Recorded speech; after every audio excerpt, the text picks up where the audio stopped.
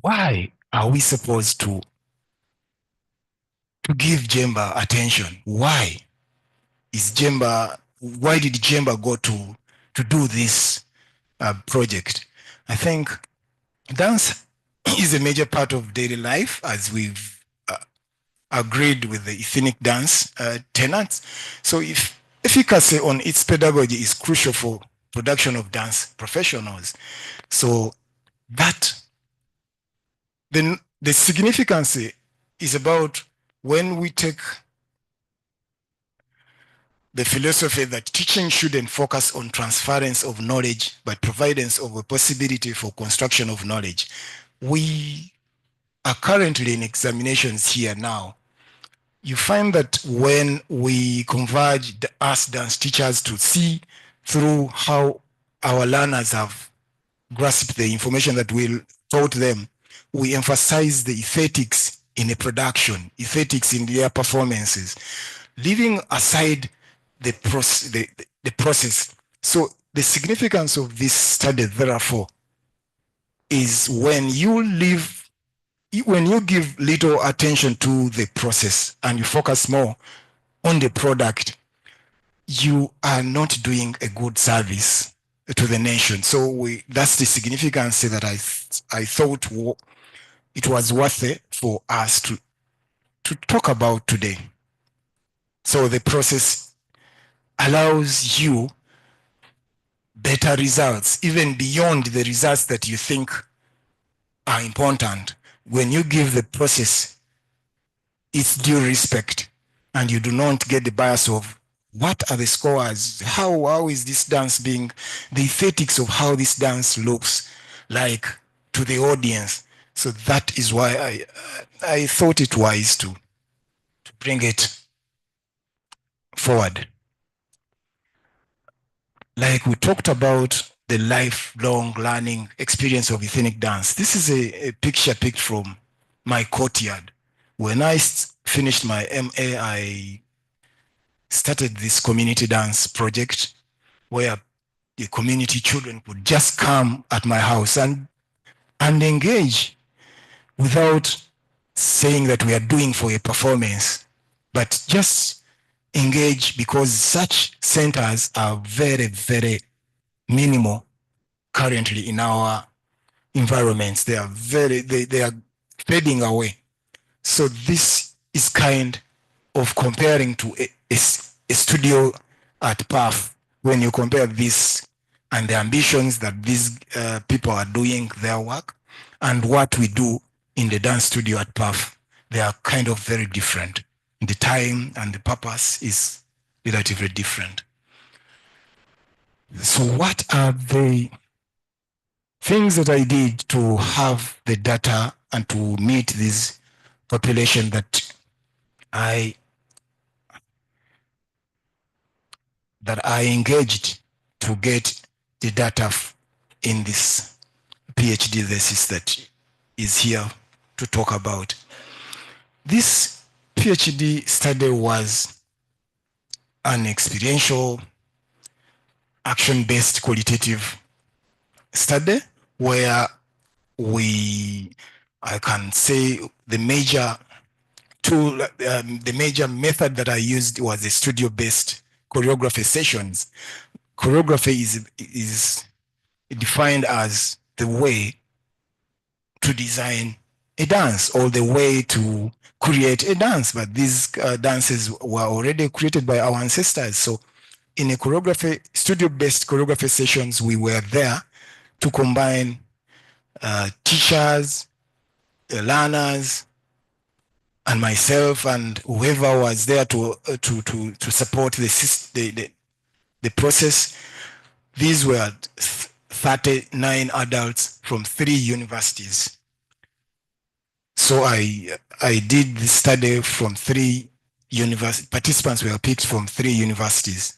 Actually, they were picked purposively because I couldn't just pick on people because I could access them, but people who were engaged in the subject.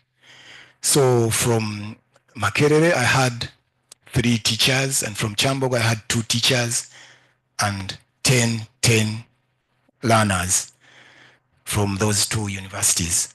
And the New York University had 9 teachers and 6 dance learners. So ethnic dance songs were at some point in these choreography sessions where I went, at sometimes I had an expert in music who could put down some figures and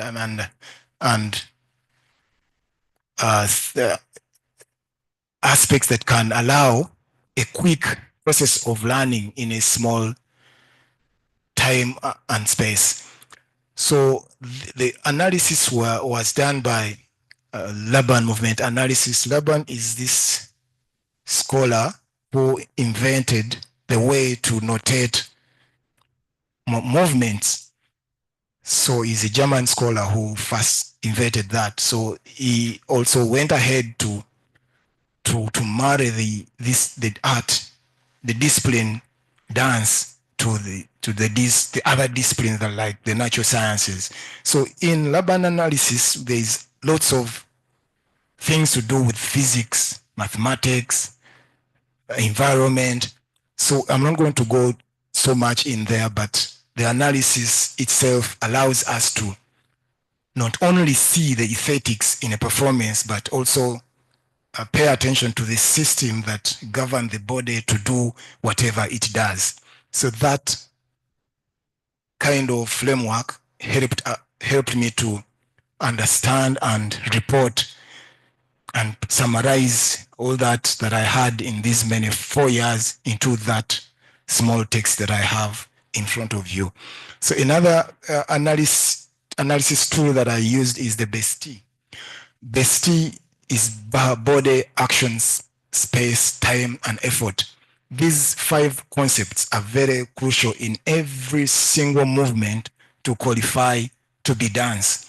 If one of them is absent, then if you do not respect 1 or 2 of those concepts, then what you could call dance, other people will not respect. So the BEST concept was also used. The BEST, the body, how do we look at the body? The body is, the dancer is instrument. We call it in our discipline, the dancer's instrument. You cannot dance unless you have the able body that is well prepared and all its systems are in play. You are aware, your mindfulness is in place for you to tell us that, for you to perform a task that involves your mind and your body, you need to be, to collect, to consolidate the feelings and the physical body. So the body, like I said, is the dancer's instrument. It does the action, which is represented here by A. Action could be by the limbs, the lower limbs, the upper limbs. Action could be moving, traversing space. That is the S, the significance of S in there. You traverse space maybe be through circular movement patterns, through straight linear patterns. And the T here is representing the tempo, the time. What kind of speed is any dance being performed at? And for these 4, body, action, space, time, to have meaning, the dancer has to choose intentionally to choose the energy. That's the E, intentional. Because when you use the energy flow aspect, when we look at the energy flow aspect, when we see the flowing body energy, it differs from when someone goes to be, let me give you an example of being direct, strong and quick. That's a punch. If you combine those combinations, direct, you combine the way you're taking the move and how you're taking it. So direct, quick, and strong, we have a punch. You can be direct, light, but quick. That kind of effect isn't a punch. That kind of effect, it can give us a term in physics called the dab. So this framework was very crucial. My appreciation of it was very crucial for me to make sense of what I was seeing dancers and their teachers do at the dance studio while we are doing these choreography sessions. So that is another tool that I used to analyze my data. Like one of the research method that I used was participatory, and participatory involves you performing to the people that you want to. Maybe you are going to teach people. You need to demonstrate to them that this is this. So here we were in Studio 135, New York University, where I met the participants of New York University, and I, with my my research team and some of the teachers for the other project that I talked about, that I picked, where I picked participants from New York, the New York University Study Abroad program. Some of these are teachers to that program. So I went with them, and this experience was so fulfilling to my study. The key findings and the key informants. So I would love to see, to bring to your attention some of the teachers that I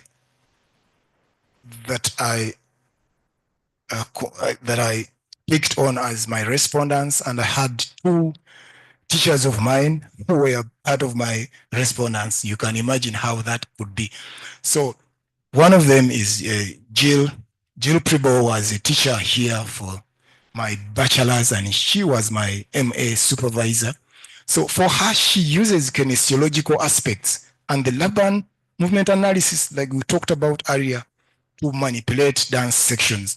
This is a teacher from New Mexico, but she can come in your ethnic dance and allows you see the dance you've been teaching for many years in a very different way. And in few moments, you can teach something with her aid and you get surprised. So these kinesiological aspects, she emphasizes the way the body moves in accordance to how the dancer feels the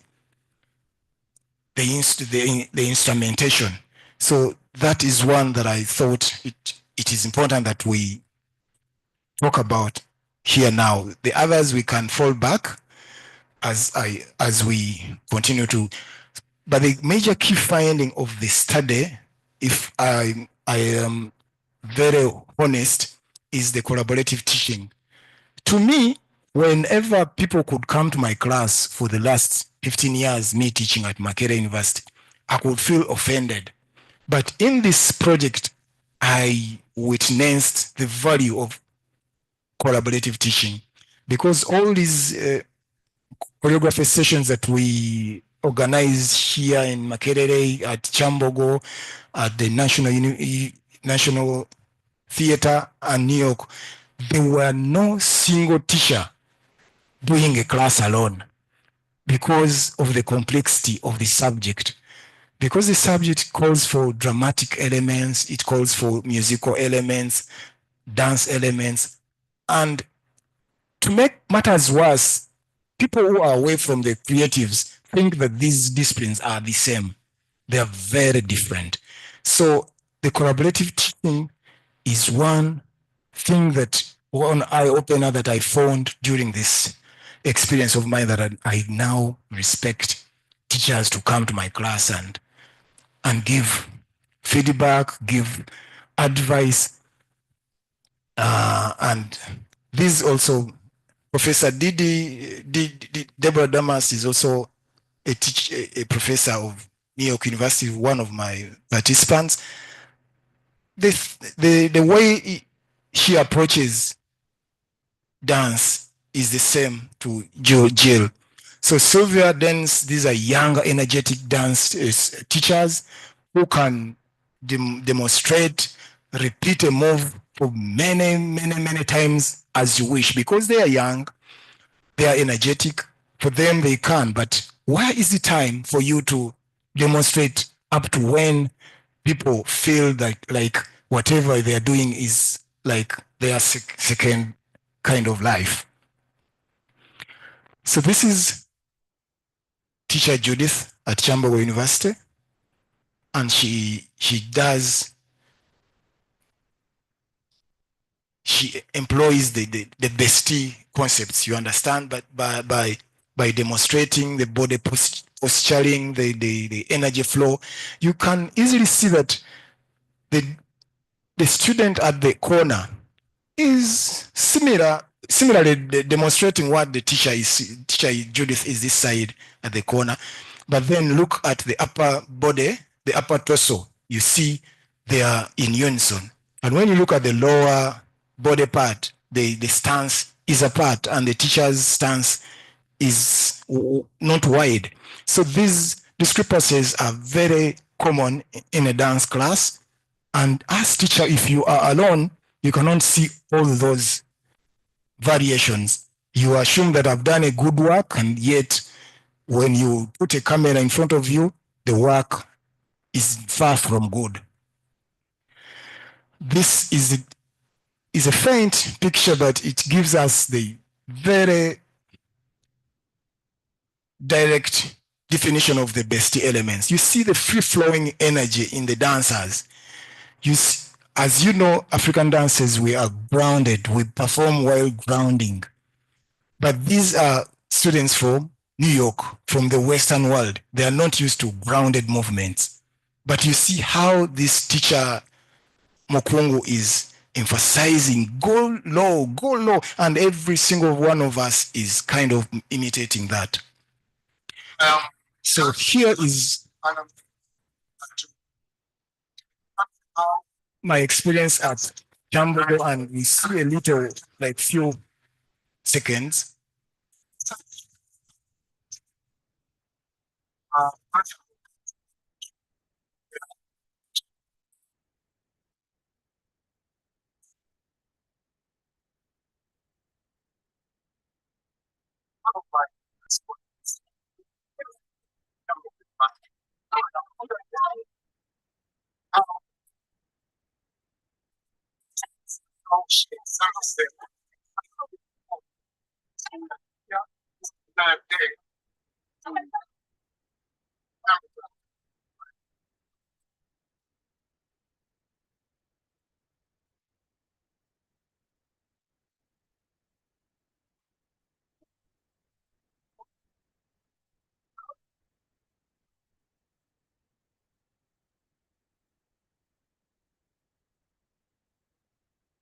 So when from the video that we've watched, you see the way I entered that space, and everyone was kind of gave me the vibe.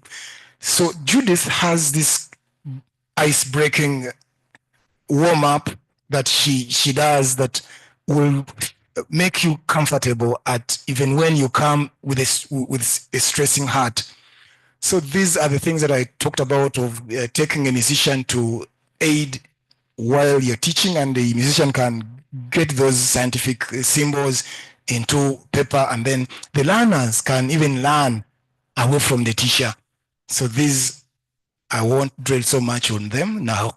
And this is yet another video with the New York University Study Abroad programs.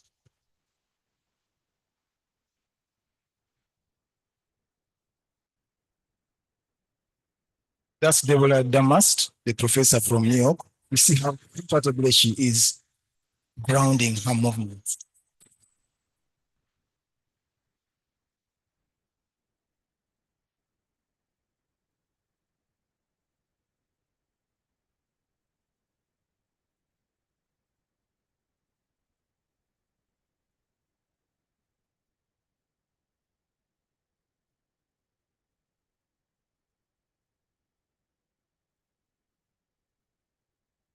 So as you've watched Professor Damast, she is comfortable. For as long as you tell her that this motif is done like this, she now breaks it down into those scientific understanding. And when you are comprehend with her comment, you find it very easy to to transfer to your learners. We shall go back to this later. So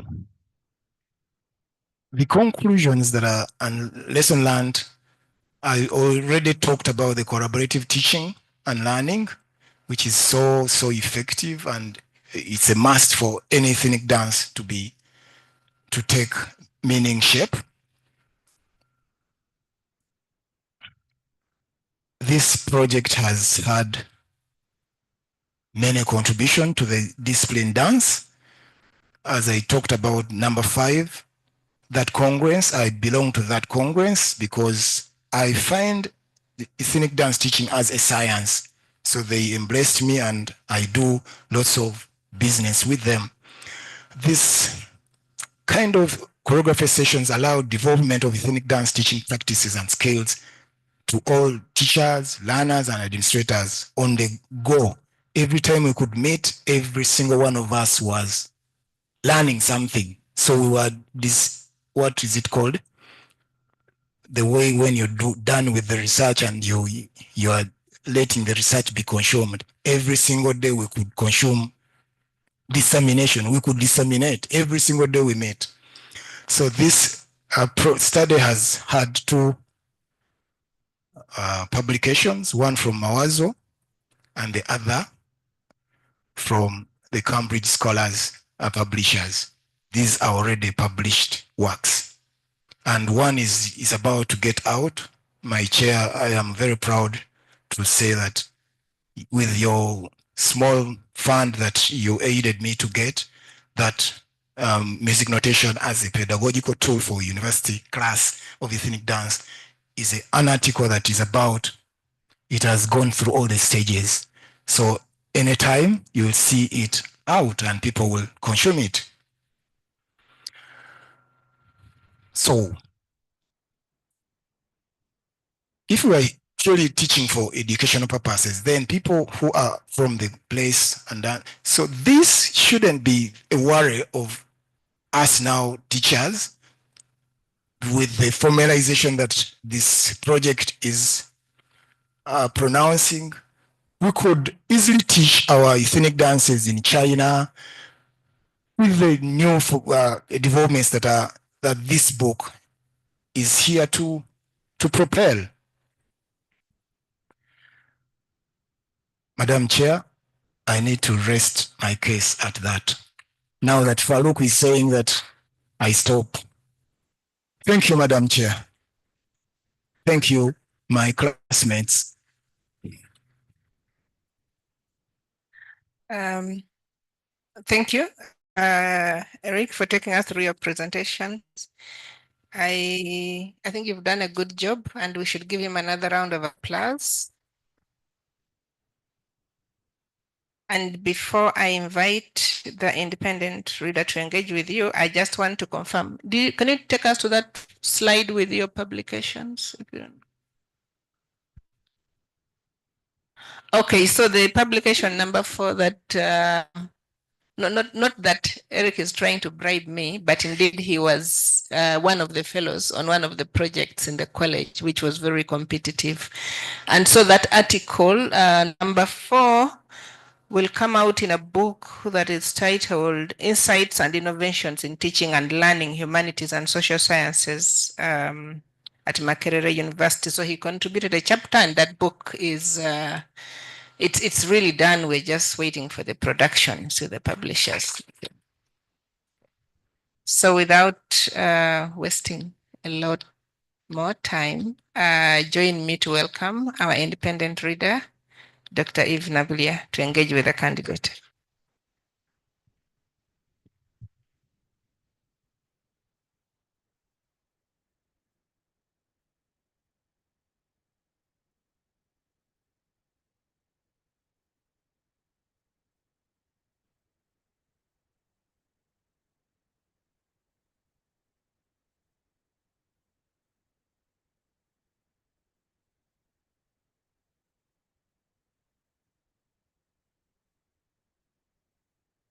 Good morning, everyone.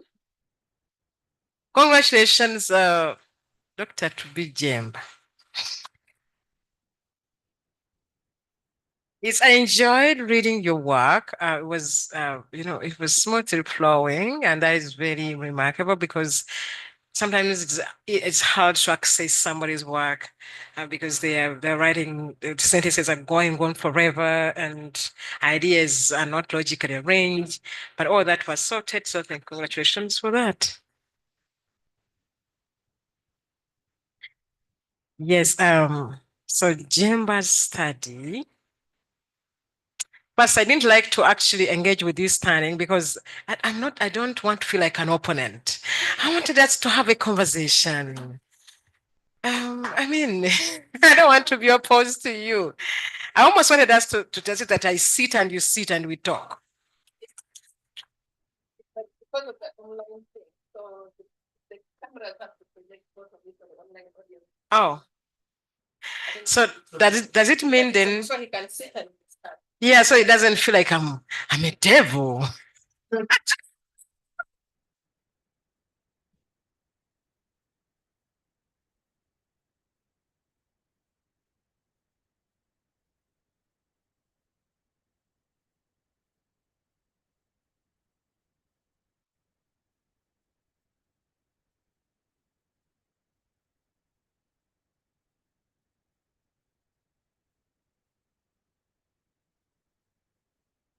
Okay, so Jjemba's study is entitled Ethnic Dance Pedagogy in Higher Institutions of Learning, Transformation and Formalization.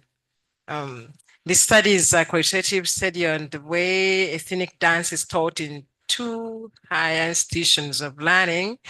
But well, there are three, as for what you've said, yes, not everything in the whole world. And you argue that ethnic dance is not is not taught well, and so you at even at university level, because that's where it begins to be taught formally, and that there is need for formalization and transformation. Well, we will just talk about a few things that were not clear when I read this version of the book. I don't know whether you have a new version. Okay. So now, in the version that I read, the one, what is ethnic dance? It might sound very funny, but wait, what is ethnic dance?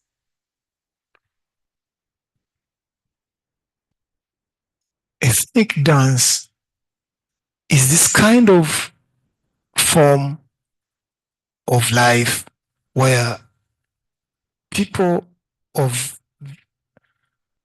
people create something in their immediate environment that reflect their habits and their beliefs. Wow, that's really wide, isn't it? And that's what we're watching there. So, well, I think at the level of definition, you might need to actually engage because you see, I'd like to know what makes ethnic dance different from other kinds of dances. And that doesn't come through from what you've defined. Do you want to clarify? Because you said it's a form of life. I said, wow. So as I'm living here, I'm living ethnic dance because I'm alive. So maybe make it a little more clearer. Well, the study tackled this concept as any movement form that is done to reflect the people's lives. Okay, so now at least I know it's now we're getting down to defining ethnic dance, but what is ethnic about it? It is hasn't still come through. So I think we know to have to attend to matters of definition, because then we want to know why ethnic dance, what it is, and what now determine what ethnicity this dance belongs to, like influence your choices. So if I may ask, because there may be from your the most recent attempt at defining it, there are many ethnic dances. So what determined your choice of this particular one? The case, I beg your pardon? Yes. What influenced your choice? My choice has two dances in the book.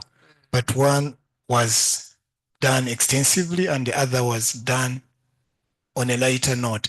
My choice of this Magunjo dance was because of my background. I come from Buganda. I'm a very proud Muganda who has been practicing these dances all along. But more importantly, the kinesiological aspect in this Magunjo is wider compared to other dances. When I say kinesiological, the way the motifs are painted in space with Magunjo, they take different planes compared to some other dances where when you know about dances like ballet, the ballet people are like vertical. And this Magunju has this vertical plane catered for, the horizontal plane is catered for, the variations in the shaping quality, the variations in the energy flow. So the variety of energy flow that is embedded in the performance of a Magunju dance is that wide. So when I chose that dance and I did this study about that dance, and if the formalization or many items are done hereafter, then other simpler dances will be cheap to teach in a short time. Okay. Thank you very much. I'm convinced. Okay. Well, so let's just think about your problem statement. And well, reading a problem statement, what is not known about ethnic dance that you seek, this study seeks to uncover? In brief, I know you talked about many things, but well, what is not known that you think you're trying to contribute to?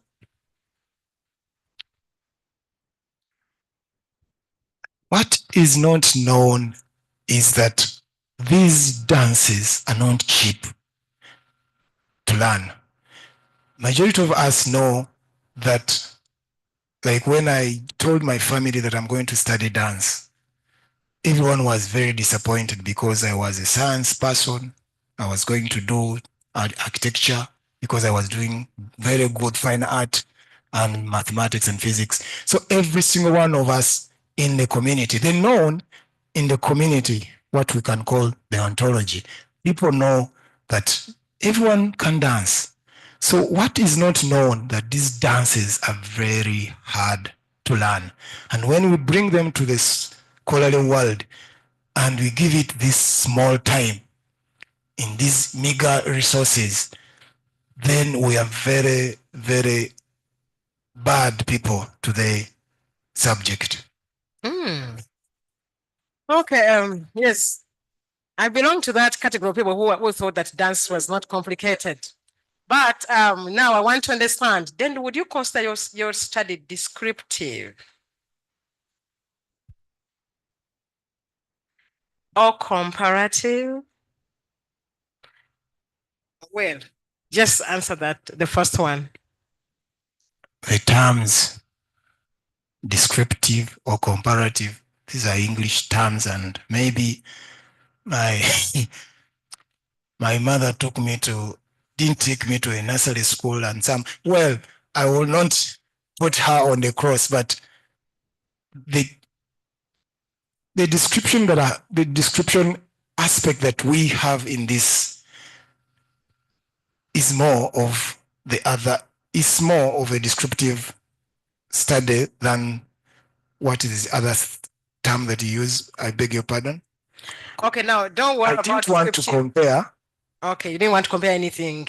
This, but I just needed to make sure that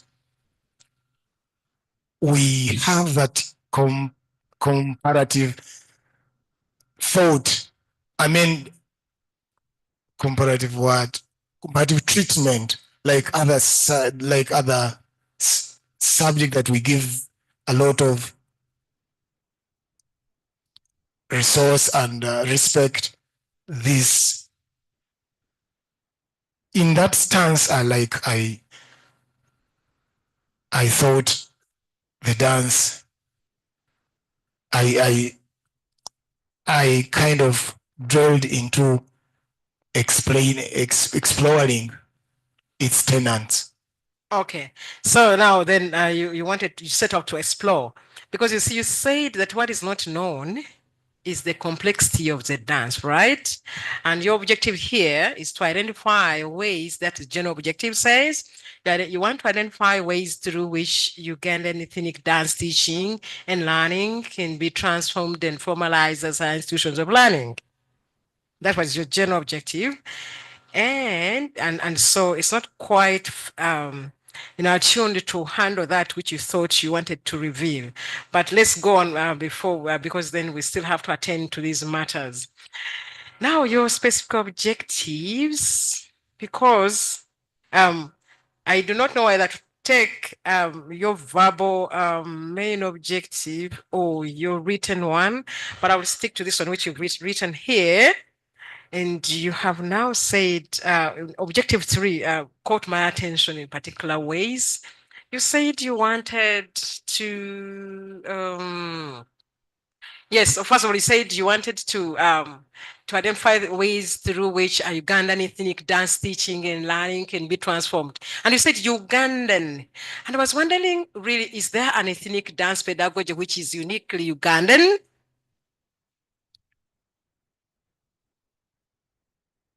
Is it there so that we can now describe it? The pedagogies, I mean, Because the it's- teaching and learning Because the practice. statement reads to identify ways through which Ugandan ethnic dance teaching and learning Ugandan can be transformed and formalized. So is there something called Ugandan? Is it something uniquely Ugandan about?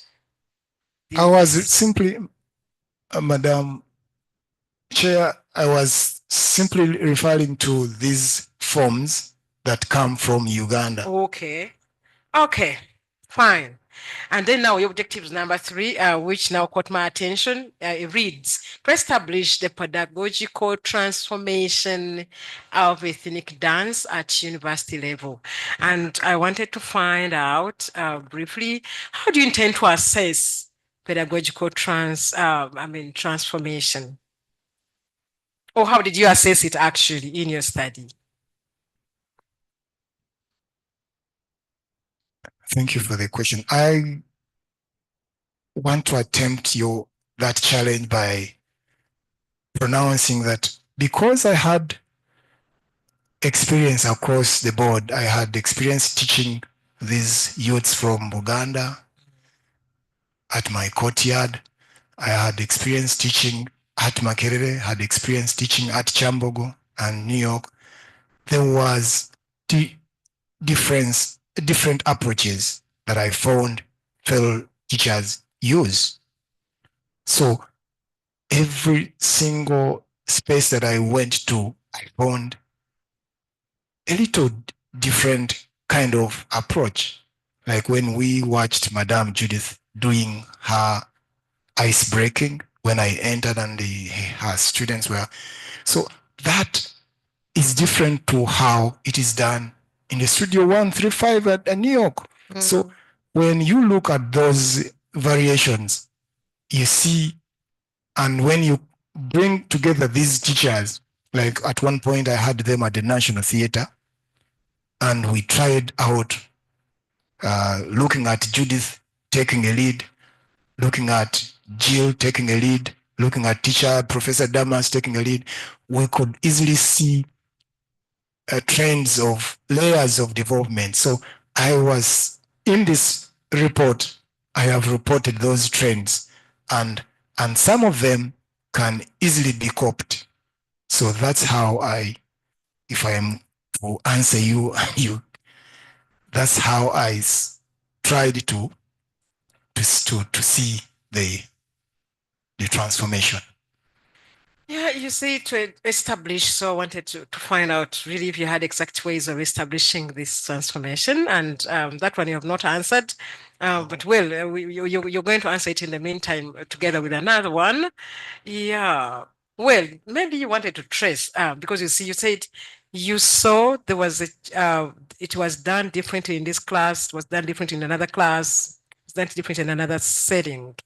These settings are not all connected to one another, and neither are they aligned well aligned in terms of time grid. You cannot say maybe between this time and this time there is transformation, things have changed or they have evolved after some time, or there's a factor that seems to influence the changes. I mean, I find that I could not put my hands to what factors, how are you actually going to assess this transformation, and neither has your explanation now helped. I still remain puzzled at that level, and I was going to wonder, I was wondering that time before I listened to you now, that did you maybe want to trace, or would it be so different if you wanted to trace the transformation and you said trace, you did not say to establish, and you said to trace the transformation of dance pedagogy, maybe in a particular time period or something. I don't know whether that one now would take things. Okay, how different will it be if you had used the word trace? I think it would make the life easier. I don't want to change. Why? Because why am I saying it would make life easier? Because you see, here at the University of Makerere, our clients, the students of ethnic dance, their aims, the aims that are put in the curriculum are different from those at Chambogo. So if maybe that factor also has, when I use trace, then I will peg my tracing on those factors, because at Chambogo, these are teachers are being taught to teach in secondary schools, and here these are performers performing theatrical art. Thank you. Okay, thank you very much. Well, let's just move to scope. Now, about scope, well, you really are very passionate about ethnic dance pedagogy in higher institutions of learning, right? Now, and your title reads Higher Institutions of Learning. And in particularities, you talk about Makerere University in Chambogo and New York University. So now the title left me wondering where higher institutions of learning, where in the world, since now we have New York, in Uganda, or in Buganda, or where? So what kind of schools, well, did you include in this category, which you called higher institutions of learning? Because there are also other institutions of learning that teach dance, right? Which are not even universities. Mm-hmm. So what schools fall in this category?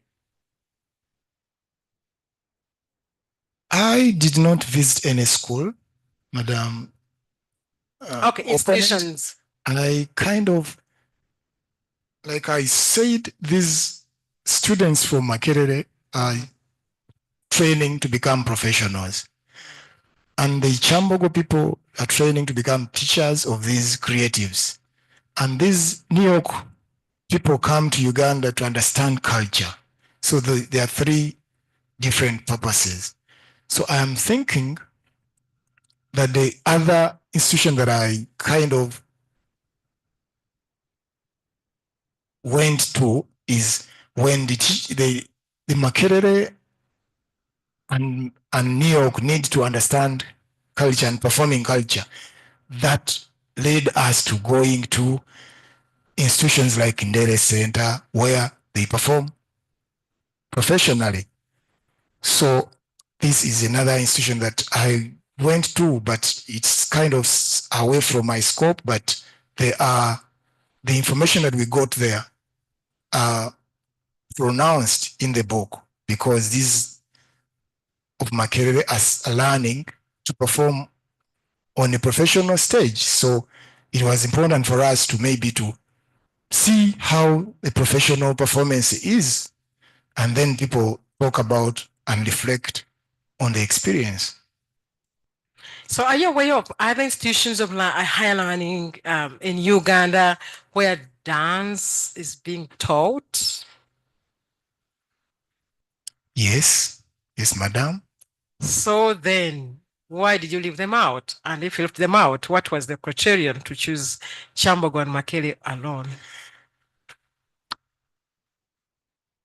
Because I needed maybe to pronounce my personality, because these are areas that I was experienced with. I had very profound connection and experience so that I could contribute significantly, other than venturing into a new space that would call for a lot more time and a lot of more resource to appreciate.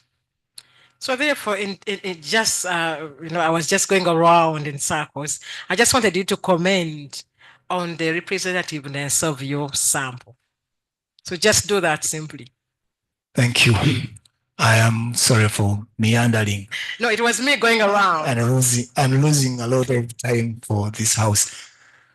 The scope, I find it representative of what the subject is about, because when you look at the population that study dance in class, it's very small. And so in Uganda, and so the 20 people that were picked from Uganda, Kyambogo and Makerere, were a good number to give us a good result.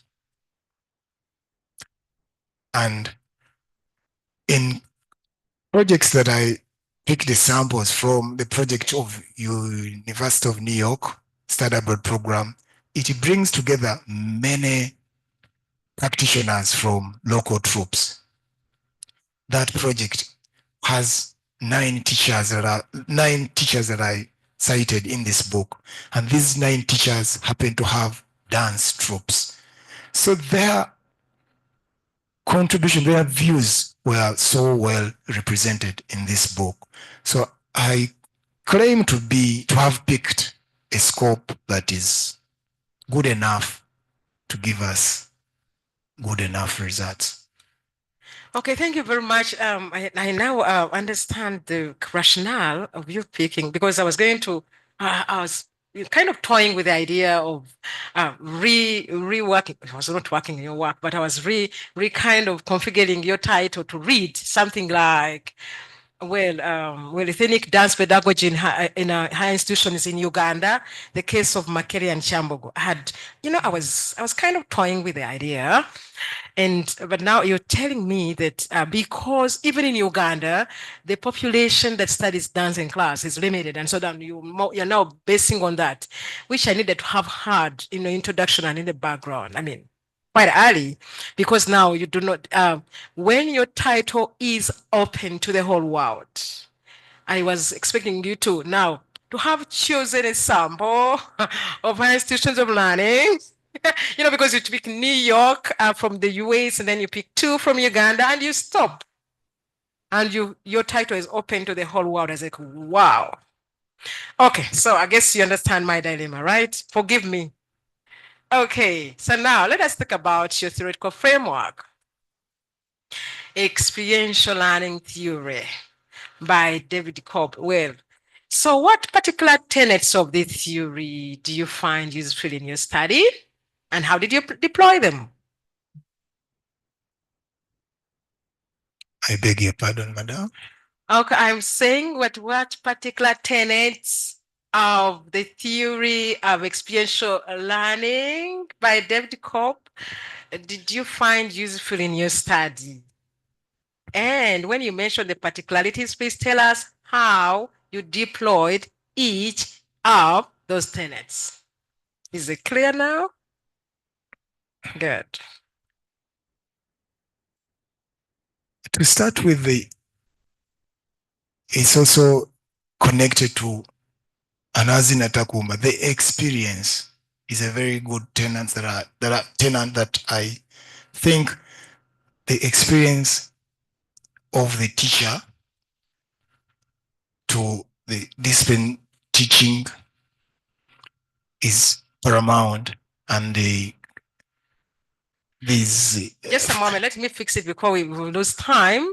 Now, David Kobe's experiential learning theory has tenets, the key points that guide your study. So what are they, and how do you deploy each of those in your analysis? Yes, I am saying that, like, I see this slide, like I project this slide, and I believe that effective learning is seen through the learners progressing through these 4 cycles, and these 4 cycles I thought were related to the quest of your questioning. And I'm thinking that the way I look through the teacher's experience, the way they observe and reflect on in their teaching and learners' behavior, and of course the abstract concepts that we talked about that are related to the bestie that I used, that I borrowed into my training, and the Laban approaches, I think the marriage of those sit well to let me understand this data that I'm here to talk about. Okay, so are you aware of any studies that have applied experiential learning theory in the study of dance pedagogy? I have the pedagogy of the oppressed that profiled. I had a bearing to that. Am I answering you, madam? Are there now you were studying Magunju and what other dance? Htagro. And the Htagro. Now, are there scholars like you or scholars, published scholars in Uganda, in Africa, in East Africa, wherever, who have also applied experiential learning theory in the assessment of ethnic dance pedagogy? Oh, they are a few that I cited, but those that I'm so close in their practice are not published in books or articles. These are scholars who have used this experiential learning kind of theory into their practice. And I have people who have formed and organized big entities in this country. Like, when you see the experience that the director Uganda Heritage Roots uses to rehabilitate former street children, it has a lot of familiarity with what experiential learning theory tells us, because it roots into those 4 stages of changing the learning content, the learned content. Okay, are you familiar with the published work of Mavingo? Yes, I have. There are a few, not a few. There are more than 4 that I engaged deeply, and that is why I picked this Kolanga Woiga Atengo Oigenga Wokola. So has Mavingo analyzed dance pedagogy also through the ideas on experiential learning theory? To a degree, I think so. So what insights do you draw from Mavingo's work? He has lots of writing about the decolonization. He has done lots of work with the international collaborations. And those are the ones that I quickly remember that I engaged while writing this. And I'm going to quickly tell you that I'm not satisfied with your Oh. answer. Yes. So now, so you want to visit some other, to reread. Because you see, since you are applying experiential learning theory, you want also to see what other people have used the same lenses, so that you know how you can learn from the way. Like, I will look at theory as a knife to cut, to slice my sample, right? If we are in a lab, okay? If I have a mice to slice, I use a knife. The knife is the theory. So when I use a knife, it reveals particular things of my data. But if I do not know how to use the knife properly or to cut the right part on my sample, then I'll miss details. So I want to see another person who has used the same knife and how they have cut, so that I say, oh, okay, when you cut with this knife, this is what you actually see. When you cut in this spot, that's what you see. Maybe that is also further confusing, but well, you might want to visit that and also McCarthy's work, and you also want to visit someone called Stewart 2022, which is actually recent work. You want to visit those ones, then then you will now understand how to answer that question. But don't worry, I cannot crucify you for not answering that question. Anyway, what insights does your study draw from? Okay, I will not ask that one. But how does your data then inform or interrogate this experiential learning theory? Because you see, the data in your literature review, you do not dwell much on experiential learning theory as applied to the teaching of dance. But well, so now I imagine since you are since you are doing that, I imagine you are also enriching the theory you are using. So I'm asking, how does this your data then interrogate this theory? What insights does it reveal that can now speak back into the theory itself? Do you have any?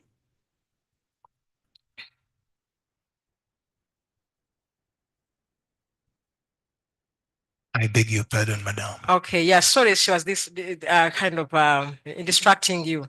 So, Wes, you have enjoyed using experiential learning theory to understand and analyze the teaching of dance, right?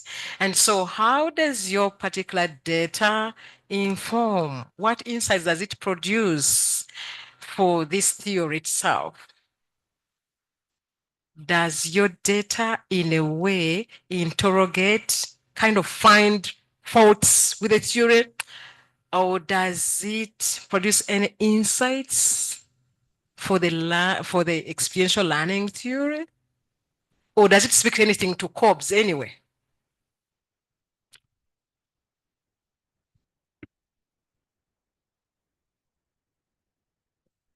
I do not clearly get the quest you're asking, madam opponent. Okay, I'm not an opponent. I'm just having a conversation, a nice afternoon conversation with you. Okay, so well, did you find this experiential learning theory in any way limited to analyze your data? Did you find any limitations with this theory? Like, did you get some stage and it doesn't help you to get out information? I think I'm yet to experience that, but I currently I think this theory was working in harmony with the indigenous philosophies that I deployed. Okay. Okay, so now just this is just not anything you want to respond to maybe, but I observed that section 1.2.3 and 1.9, both of them refer to this theory, that is the experiential learning theory. And so I was wondering what content do we find in 1.2.3 that is not represented, in 1.9. And well, that is now a curious question. Well, yes. Those, I found out that some of my material in that book were kind of reported twice or repetitive. So those are things that I must put right before.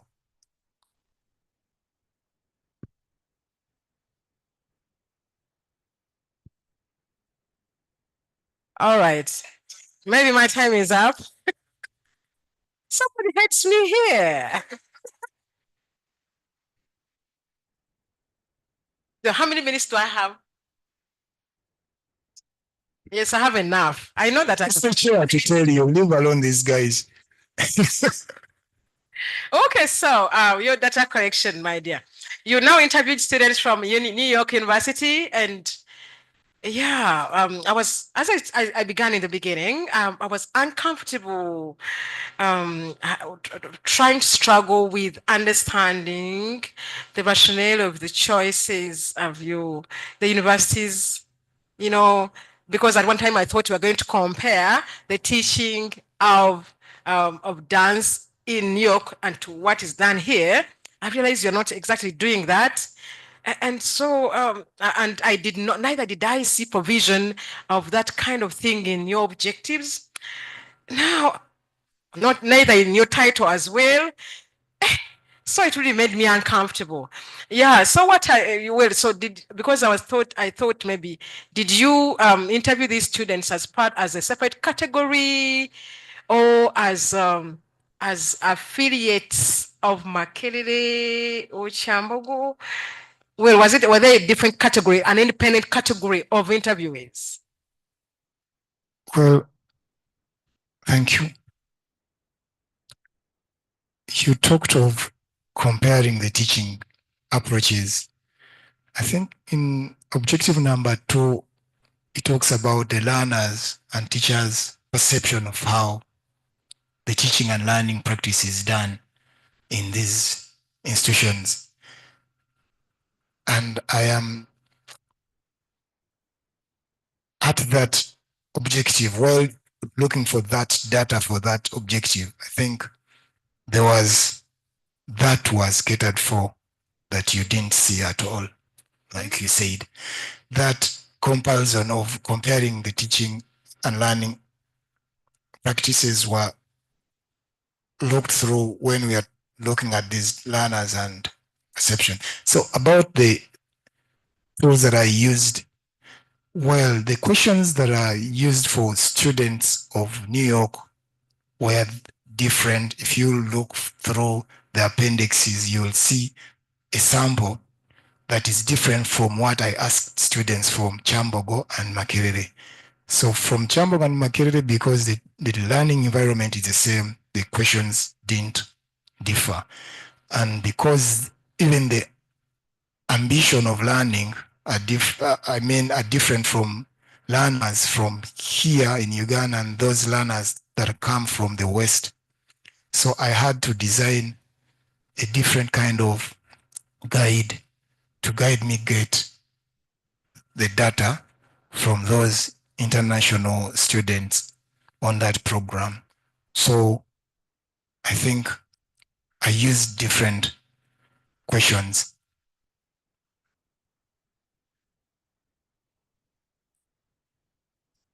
I like the way you take me back to your objectives, and actually I wanted to actually still go there, because that is the compass of your study, right? Now to examine, you said objective number 2, to find out teachers and learners' perceptions. You're finding them out about the current pedagogical approach used in ethnic dance at selected universities in Uganda, not New York. And you're finding out their perceptions. You're not actually assessing the teaching strategies. No, you're finding out their perceptions, and it's specifically universities in Uganda in objective number 2. Objective number 1 examines how ethnic dance is taught and learned, and those are 2 things: taught, different from learned. But it's all in one objective. Taught and learned at selected universities in Uganda, not New York. And then I did not write those things. You see, those things are here. I didn't write them down. Now, you say now number 3, as you said, you are establishing the pedagogical transformation of ethnic dance at university level. But where? I don't know. Now, number 4 is to suggest formalization of a pedagogy for ethnic dances in universities in Uganda. That one still doesn't have a problem with you going other universities. But now, where you perhaps would have fixed that maybe was number 2, and you forgot to fix it in there for us who are lay people, you know? Yes. So, the bottom line is that that these objectives are problematic, and they really kind of bring a lot of confusion. They do not, they belie what finally happens in your analysis, because one want to ask, what are the key findings in regard to the way ethnic dance is taught, 1, and is learnt, 2, as in line with objective number 1. So what are your key findings?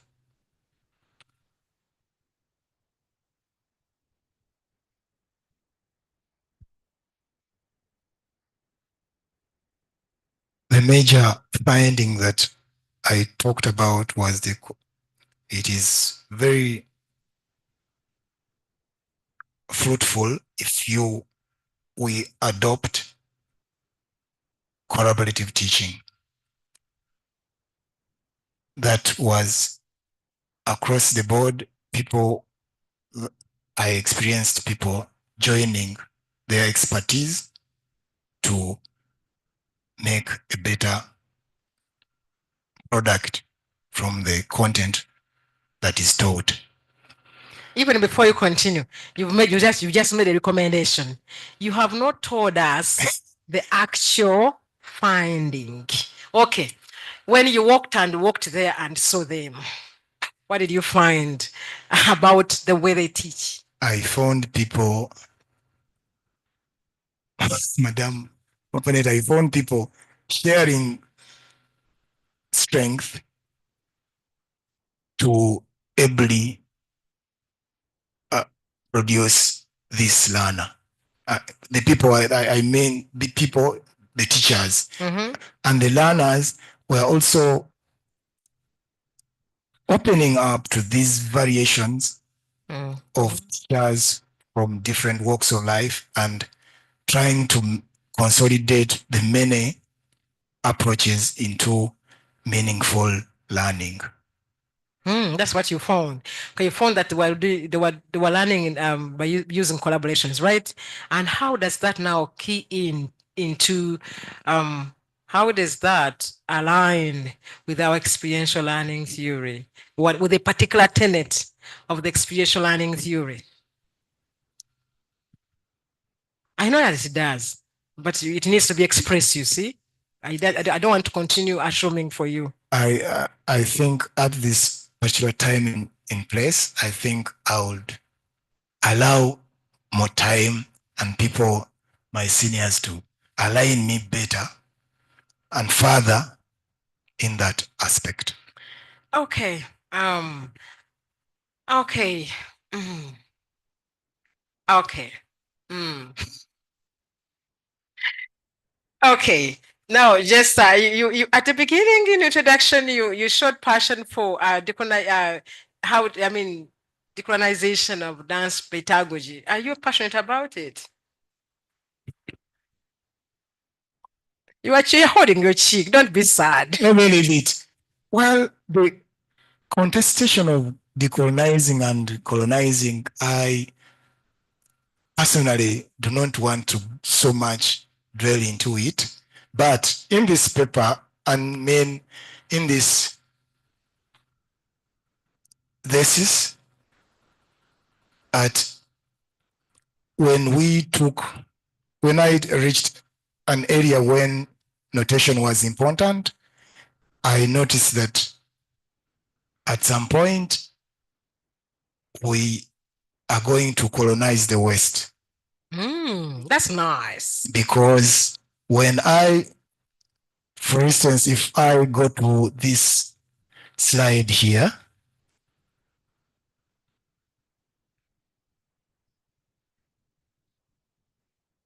that I skipped that one, the history of Magunji, for instance, tells us that this young king that was not meant to scry, the maternal uncles were tasked to dance for him, to do movements that are kind of in very wider kinesiology, for him to be occupied and engaged.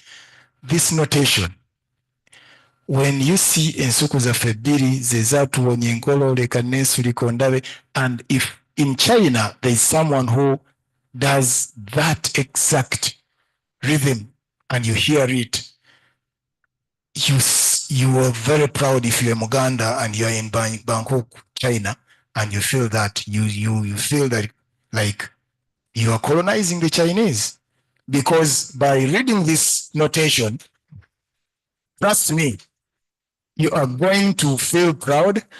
And this notation, if someone knows how to play music, to read music, is going to produce it the exact way it is done in Buganda.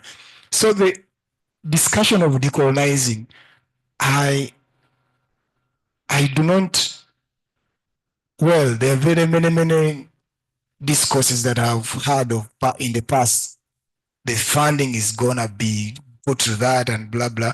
But for me, I simply went to the field to make my contribution of improving the teaching and learning.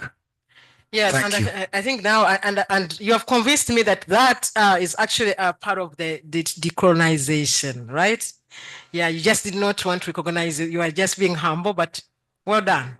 Okay, so thank you very much. I think I'll let you rest. I have engaged you and we have had a nice conversation. I think I have to now let other people also converse with you. Thank you very much, Chair. Thank you. Thank you very much, Independent Reader. I'm standing in for the Dean meanwhile, and I'll request us to thank our Independent Reader for the great work he has done. Thank you, Doctor.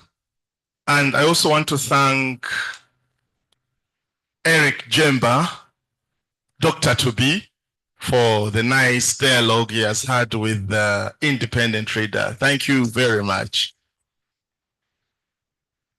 Okay, I think now the committee should be ready to dialogue with our candidate, and I call upon you to feel free to invite this mic so that you take up.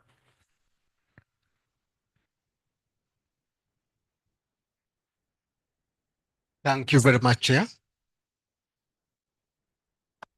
Okay.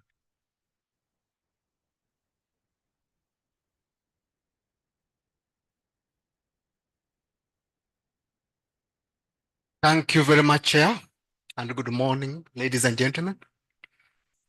And thank you very much, the opponent, for the job well done. And congratulations to Mr. Jjemba, Eric Lutaaya Salongo. Thank you. For coming this far. My first interrogation is on the teaching ethnic dance in the so-called informal setting. For example, teaching ethnic dance in the so-called formal setting involves adaptation, and it's also a form of translation. Is that clear? Teaching ethnic dance, if you are to suggest, or as you suggest, to be taught in a formal setting, involves adaptation and translation. And in any translation, we know that any translation or adaptation is not complete. So if we adapt it in the formal setting, what would you suggest to be taken and left out?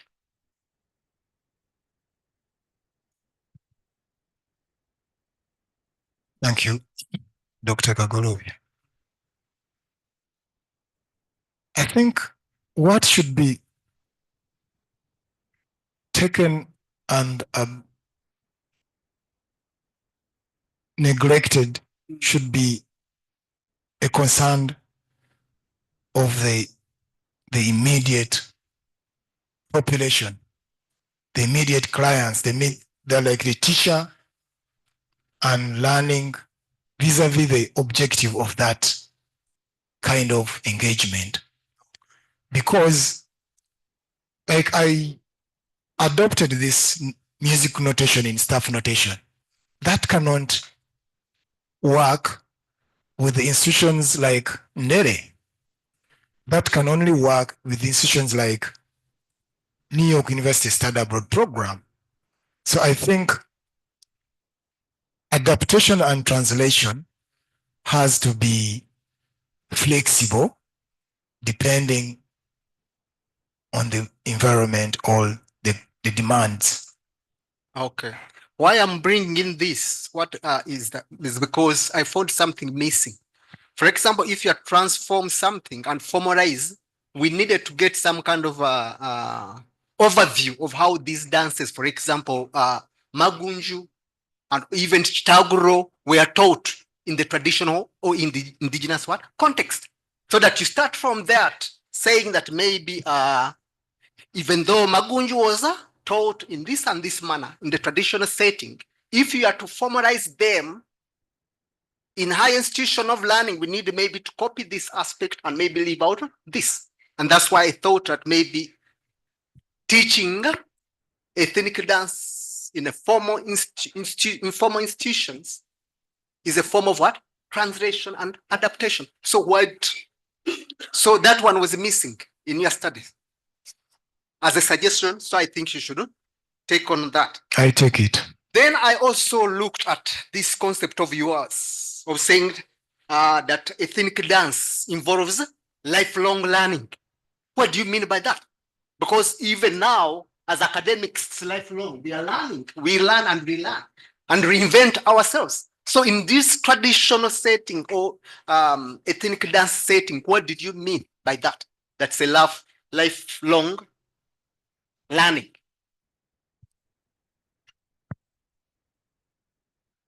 My attempt to that would be, I meant that unless the pressures of development, but originally in every single homes of ours, if you're a Muganda, you're expected to be knowing a few strokes in the dances that come from Buganda. Some other people, like in the north, that's still there, but here in Buganda, it's fading away because of the developments that are taking course.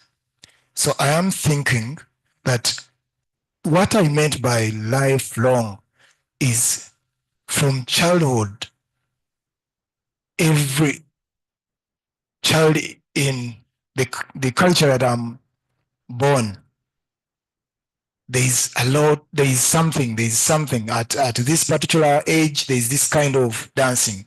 At adolescent time, there's chibuga tombotula. You find that there is that engagement. But then when you come to these modern homes, we only find folk games at school. Maybe there are no places at home where we engage in this. So that is the concept lifelong that I talked about. Vis-a-vis us educationists talking about it and bringing bombastic terms to propel our agendas. The actual dancing, like you, I know I've known you for some years being a Muganda and a Mnyankole. You find that the things that you may be knowing and myself about a culture is what I have read in the books instead of what I have experienced. I lay my case. So I think, yes, thank you for that take. But I think you have to explain it to your reader what you mean, because you just state it, but there's no in-depth explanation of what you mean. There are some particular statements that you make, but they are not clear to the reader. With So your to make them guidance, clear. I will. Then I also wanted to take another take with the opponent. For example, when she talked about colonization, and what do you think about colonization? And maybe if you thought the post-colonial theory was important in your study. For example, there's where you quote McCarthy when she says that dance pedagogy is an elitist and stuck in instructional learning modalities typical of a dominant cultural mindset.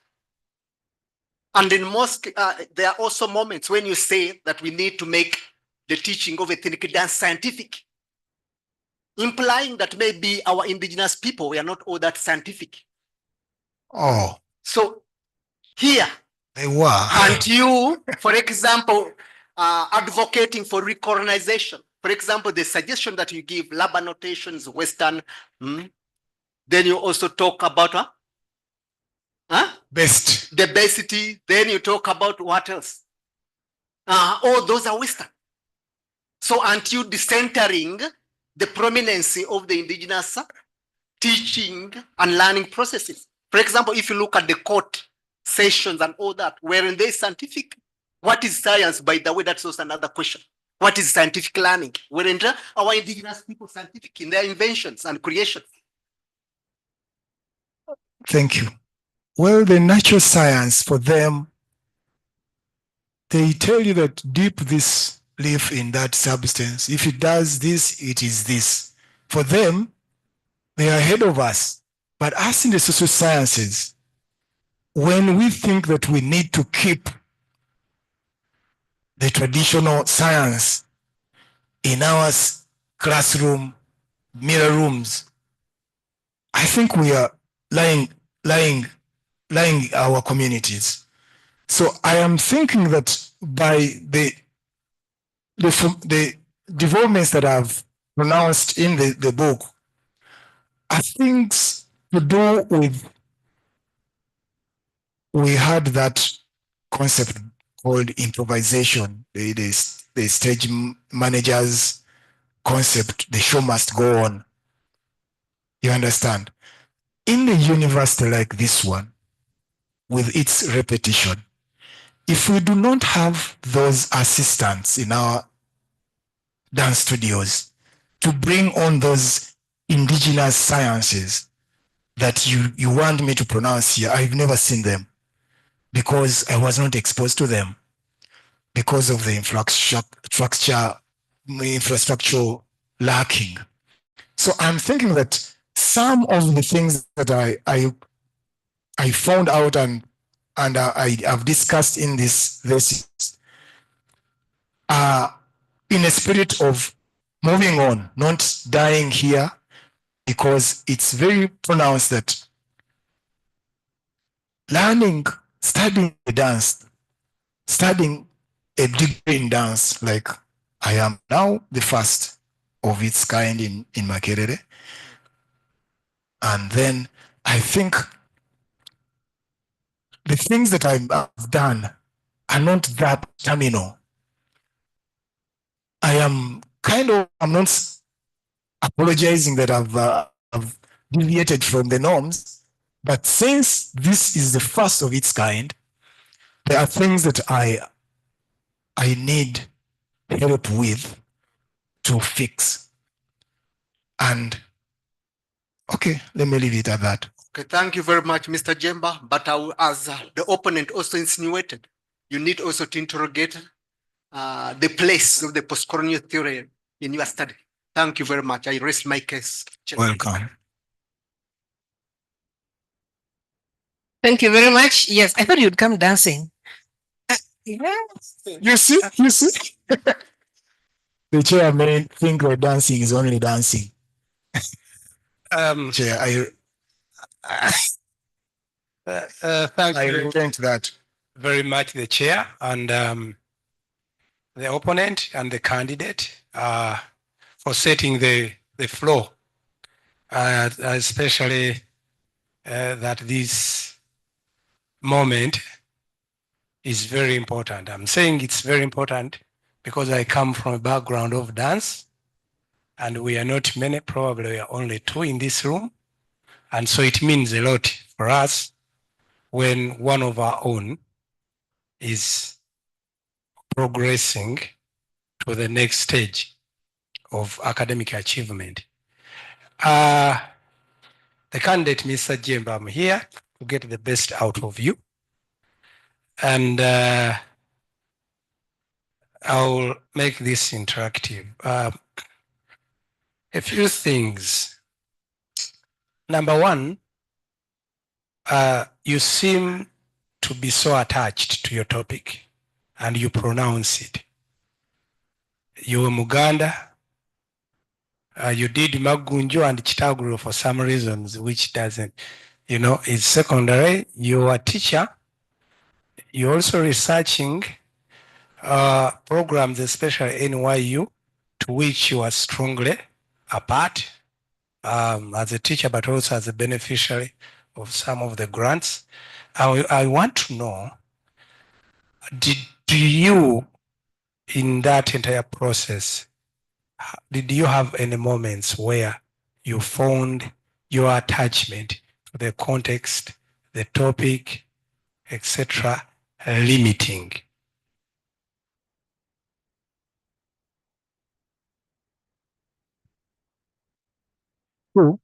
Thank you for the question. In most cases, it was challenging for me to detach my thinking to the reality that was being shared in the data collection. And how did you address that?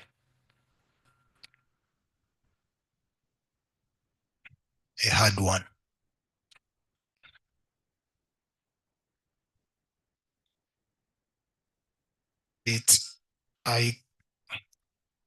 The way first approach that I used was to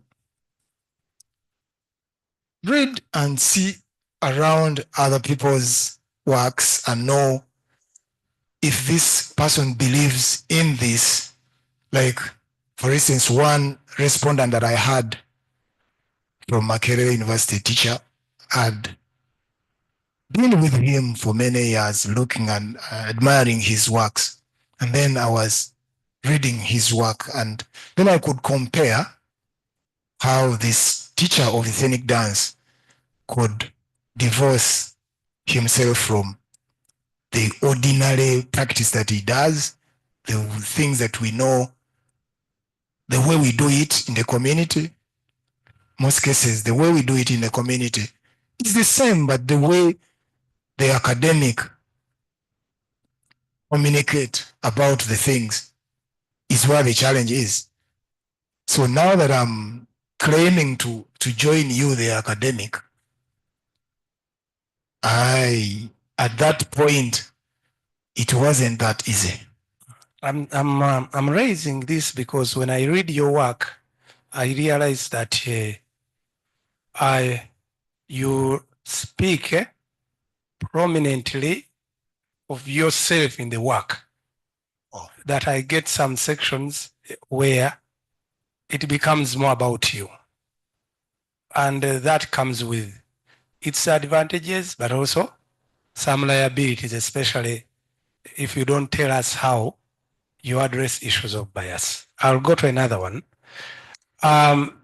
You have shared with us that your key finding is that the teaching was collaborative. But that is how, within indigenous, what you call ethnic, that's how teaching and learning, dance and music is all about. So am I right to say that you're not discovering anything new in your work? Well, very true, Dr. Alf Mabingo. That is part of the science, the indigenous science there. But like I said, when I was responding to my senior Richard, the indigenous life, it has those layers of dynamics. in the teaching and learning.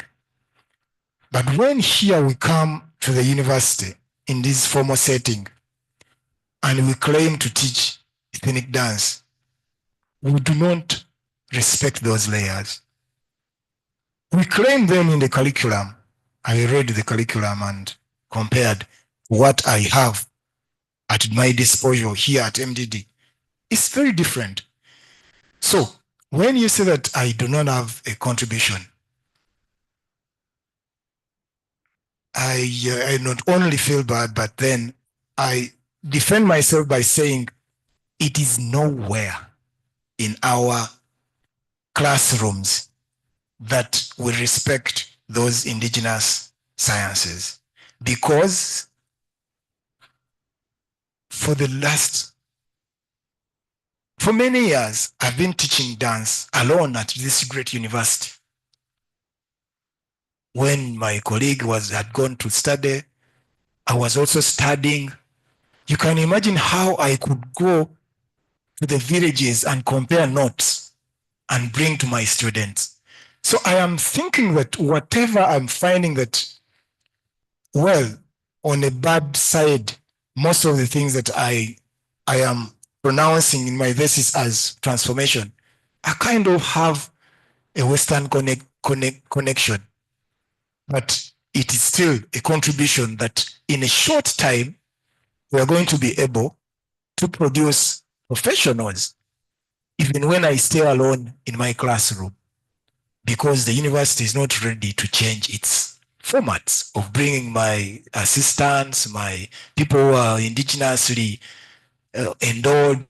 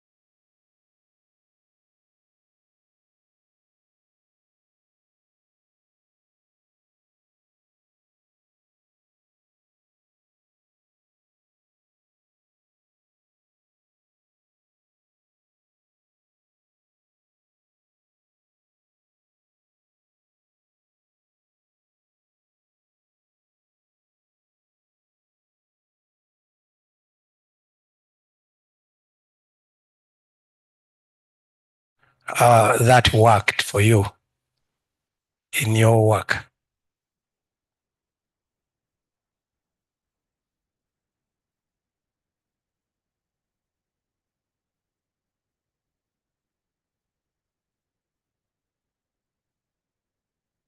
Thank you, Dr. Alf. Interpretivism, the concept itself that you told me to talk about, seemed to take me back to a previous challenge that you told me. How did I distance myself to the interpretation of whatever is happening in these choreography workshops? And I do not want to lose track of your guidance. I think I don't want to lose any time to waste time on explaining what I know I have a weakness with. So I think there are concepts of distancing my personal view of what teaching would be needs to be guided while I'm writing it. And that by so doing, I think I don't want to dwell so much on that. I am hands open to reporting this in a best way that is possible, but because, well, my practice is I try. Thank you, Mr. Jjemba. I would like to also look at the NYU UG project. I was part of it, the Study Abroad program, and it's so preeminent, it's so central to your work. And it's a project, Study Abroad.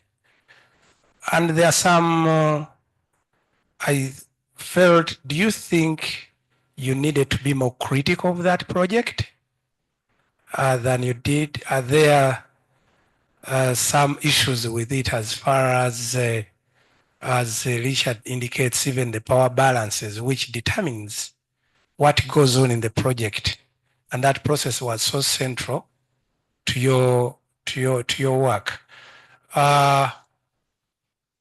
Being the fact that I know Ugandans don't have a voice in the project, because I did research on that for my master's program, and Dr. Kagolobya did research on that project for his PhD, and that is the voice that came out, that the Ugandans don't have agency. So do you think maybe you needed to be, much as you used it as your site, you needed to be more critical of the project? Because what comes out in the book is praising this program and how it is helping us to transform the way we teach our indigenous dances and taking you people to the US, etc.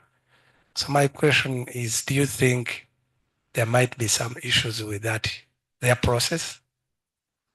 True. Thank you, Alf, my senior. I think the power dynamics are evident there in every, even in scholarships. Power dynamic play a lot of, it can even cause you to lose your track of focus, and you do fulfill their biases. Same to the NYUG, because like you all know, I started as a private student, self-sponsored, and these guys took me to New York. So that alone is going to dictate how much info you're going to get from them. However much you want this other direction, they may take you to another direction. But to answer you directly is, I was very much aware of these power dynamics, and my focus was looking through to copy from their teaching and learning practices and report and discuss them in my thesis, which I think, and I am very proud that these narratives will motivate teachers of ethnic dance. Thank you. Okay, finally, Mr. Jjemba, you talk about looking at the choreographic process. Okay, the choreographic process is a bit different from dance pedagogy.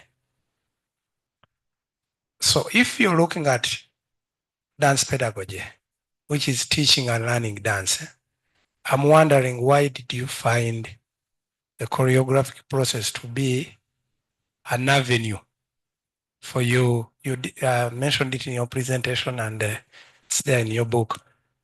Why did you move away from pedagogic process to choreographic process, and of what relevance was choreographic process to your work, and the choreographic process of what? Dr. Alf, I may have pronounced a choreography process and in my presentation, but what I used in this study was a choreography sessions. These I described them as a meeting of all the cluster of the research participants that I had. I had teachers, I had course coordinators, I had learners. That meeting of those many layers of contributors in the dance discipline. So I didn't mean a choreography process, because a choreography process, like you've said, is kind of different from the pedagogy itself. So I meant those combined meetings that we had. Well, in those meetings, we had an element, a feeling of a choreography process, but I did not pay attention to that more.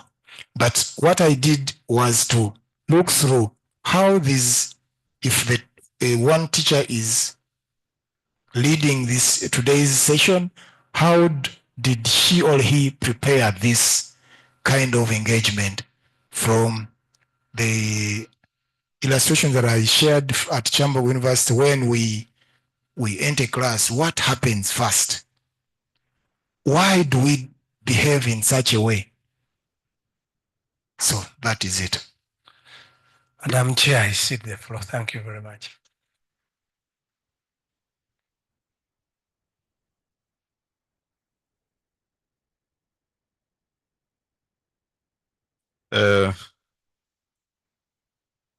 Sarongo. Sebo? Let me start with a general preamble. My dissertation was very much like yours. It was based on the principle of participant observer. So I completely understand where you're operating from.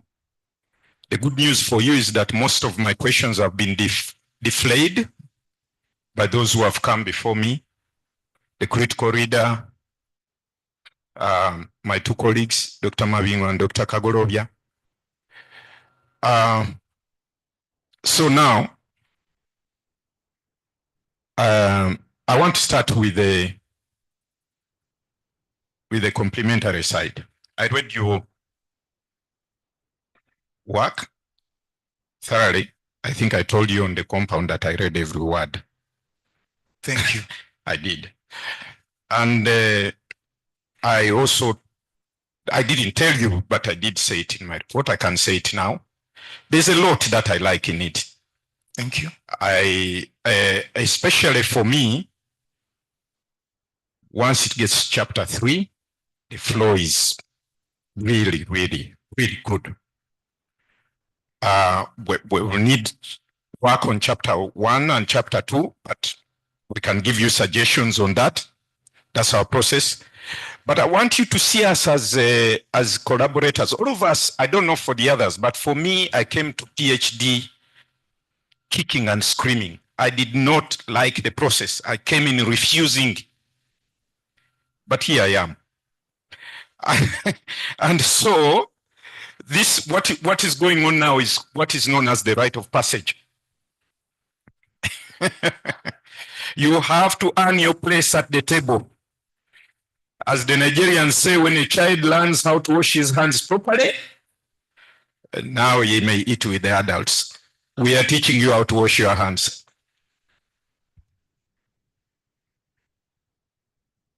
But there are a lot of things that work well. Personally, I liked in the writing, I liked the bit of your positionality. You put that very well. I think what I miss is that it does not come back to inform the rest of the project. But that was a very nice piece of writing.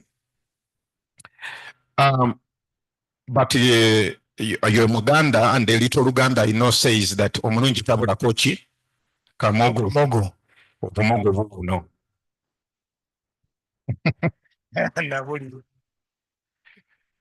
I want to start by just reiterating a little. You don't have to answer this one. I've highlighted those you don't have to answer, but probably you need to note it.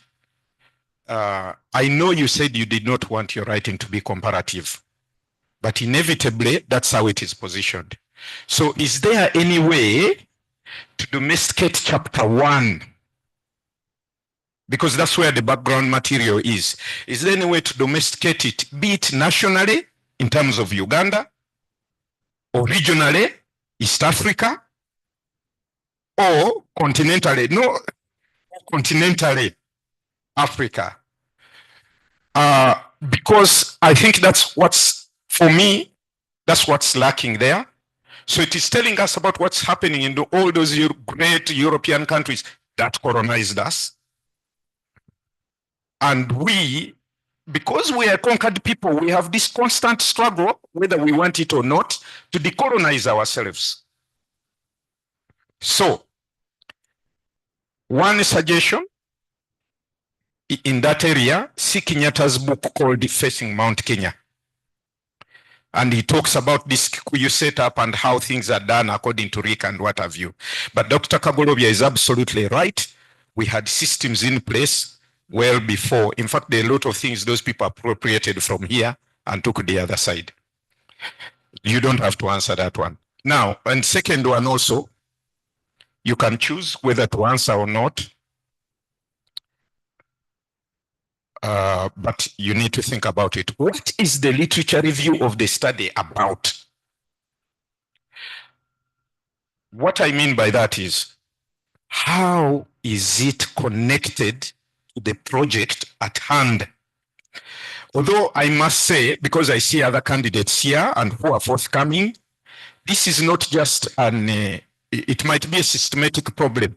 It might be a problem for us, maybe even as panelists. We need to sit down and talk about this again.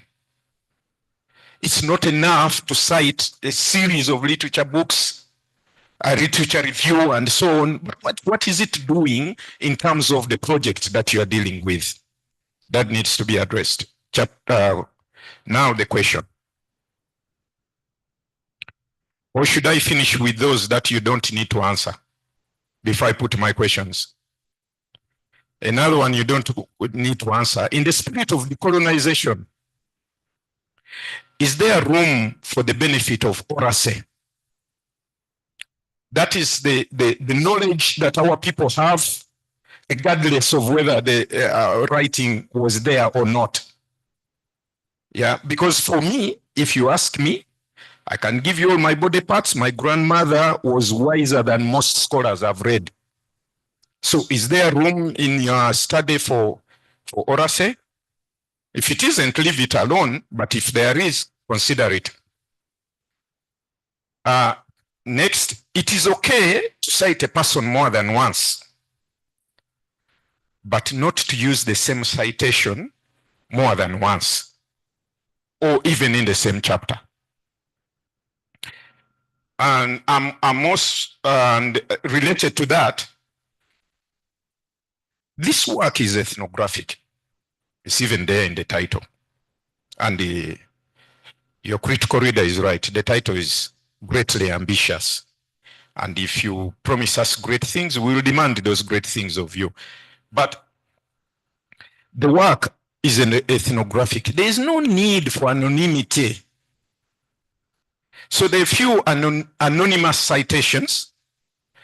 And unless such a citation is sensitive, and we can all discern whether something is sensitive or not, there is no need to say one student from this answer, because it now looks up. It does lose credibility. So name the person, name those 39 people. Naming them will make your project stronger, because by naming them and who they are and what they do, you are enabling your reader to reach out to those people for further research or information if they need to. Okay, so it is worth it, even if you just put it in the appendix. Now my two questions, and then I'll be gone.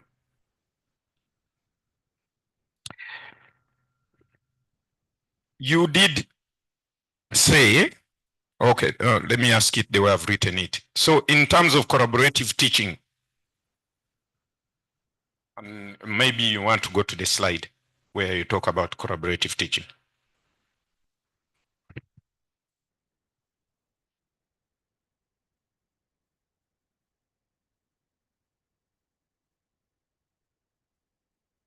Okay. So in terms of collaborative teaching, what did you find to be the difference that made the workshop process acceptable instead of your previous offensive experience? Because you did say in your presentation that you'd be offended when someone came to your class, which I would also be. But now when you went to that collaborative experience, what did you find that made the process more acceptable?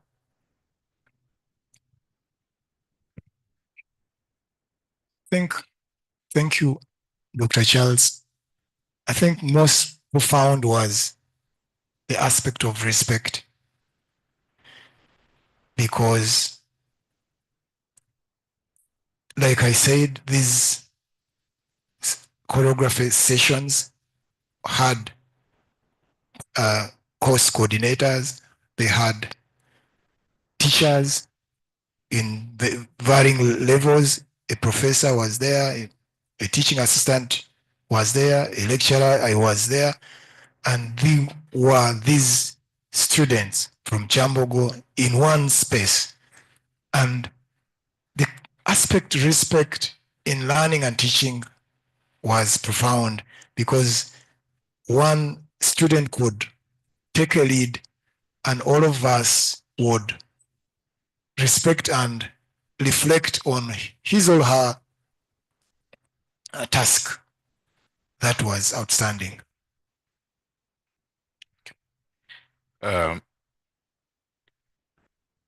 Next question. In terms of the title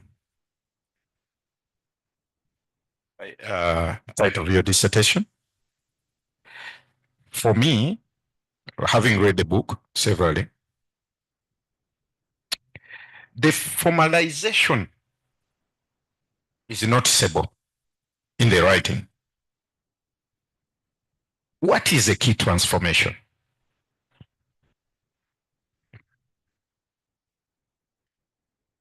What key transformation is there? Because maybe I looked for it and didn't find it. If you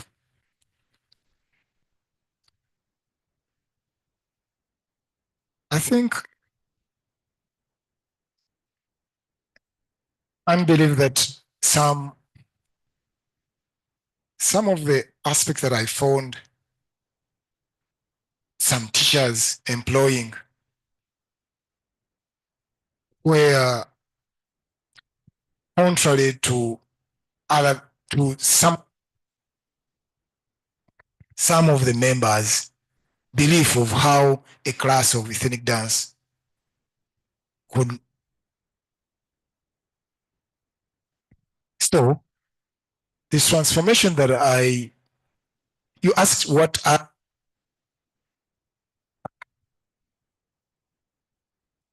Dr. Charles,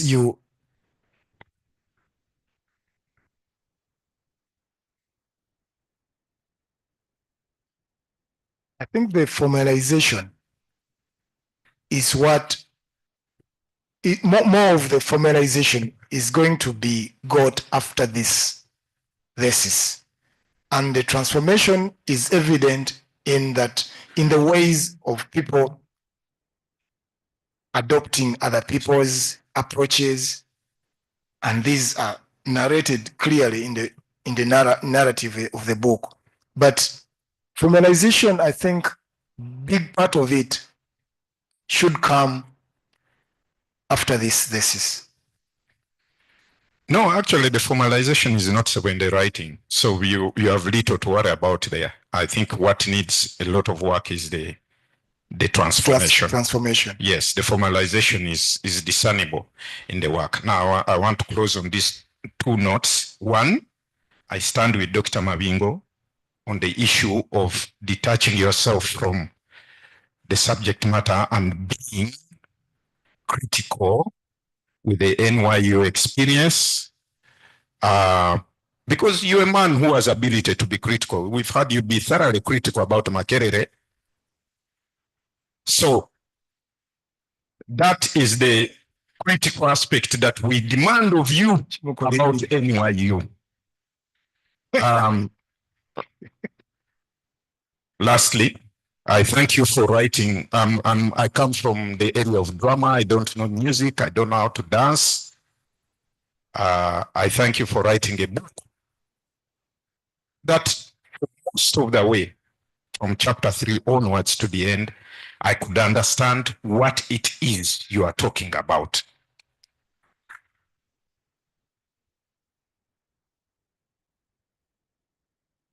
Thank you very much, Dr. Mlekwa. Before we proceed, I would like to acknowledge the presence of Professor Julius Chikoma. Wow. Being the Director of Research and Graduate Training. So Professor Chikoma, you're most welcome. And this is what we do in this smart room. I'm sorry that we didn't get you to come on time to attend the candidates presentation, but we really appreciate your presence. Also, in a very special way, I would like to acknowledge the presence of Madame Sarah Naova. Yes, who is a long-time mentor to our candidate today. Jjemba, the session is still on. So may I now invite Dr. Nicholas Sempija to come and engage the candidate. Thank you, Dean, and the panel. And well done, Jjemba, so far. Thank you. Like Dr. Mlekwa said,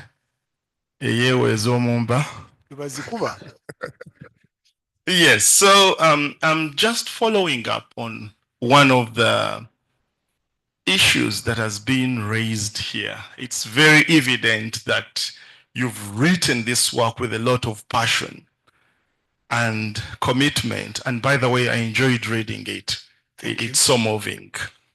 But from the very beginning up to the end, you find that the you, the I, is so prominent. And this has led a number of the panelists to question the issue of subjectivities and how objective you are, and whether you manage to, how you manage to be objective. That's a very strong element that needs to be addressed. But my interest right now is when we get to the methodology, we don't see the you represented in your methodology, in the tools. Do you know of any tool that you would have included in the methodology to account for yourself in this study? If you can answer that first. I'll ask from you. Okay.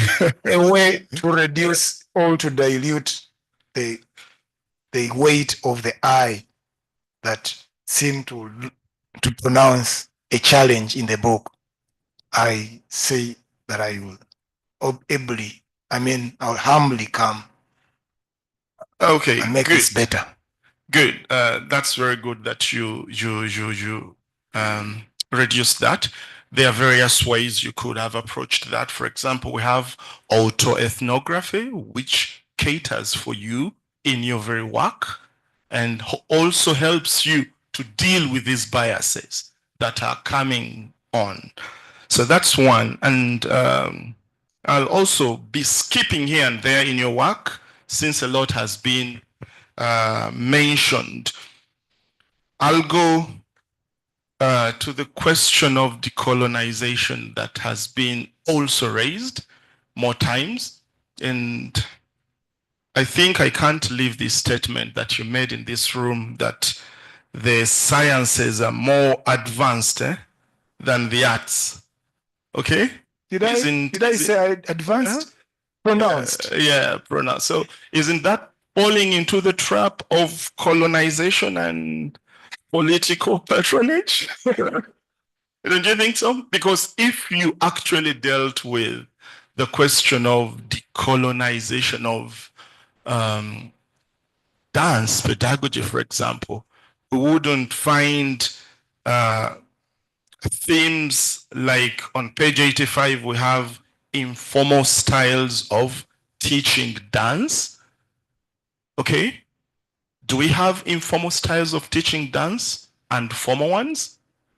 Isn't this a power play issue in colonization of our minds that you really needed to critically analyze and bring to the fore, because from time immemorial, our great-grandfathers have been teaching dance the same way. You're reading it today.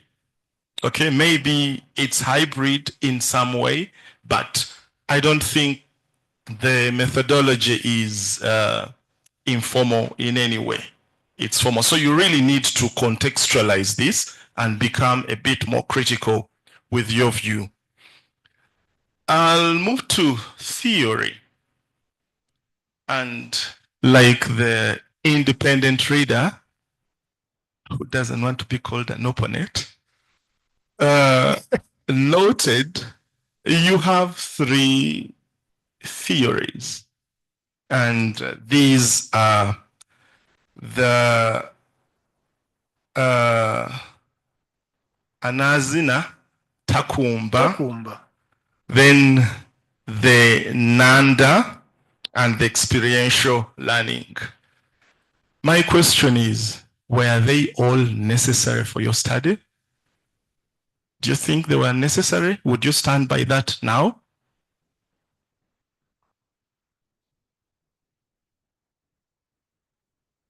I believed that they were all emphasizing similar qualities. That's why I brought them together, so that they kind of supplement each other.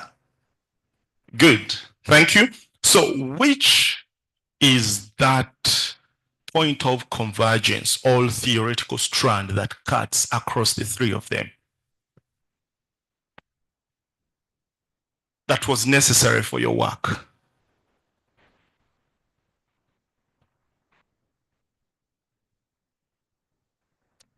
I think at that particular, it seems like to me, the writing of this entire thesis, the biggest challenge that I've not only here today, but throughout my work has been a way to make this theory talk through my work. That has been my biggest challenge, if I can say, next to how I choose the words, like you've talked of the informal, and those 2, at least I confess, that's where I needed more guidance, and I still need. Good, thank you for answering that. And then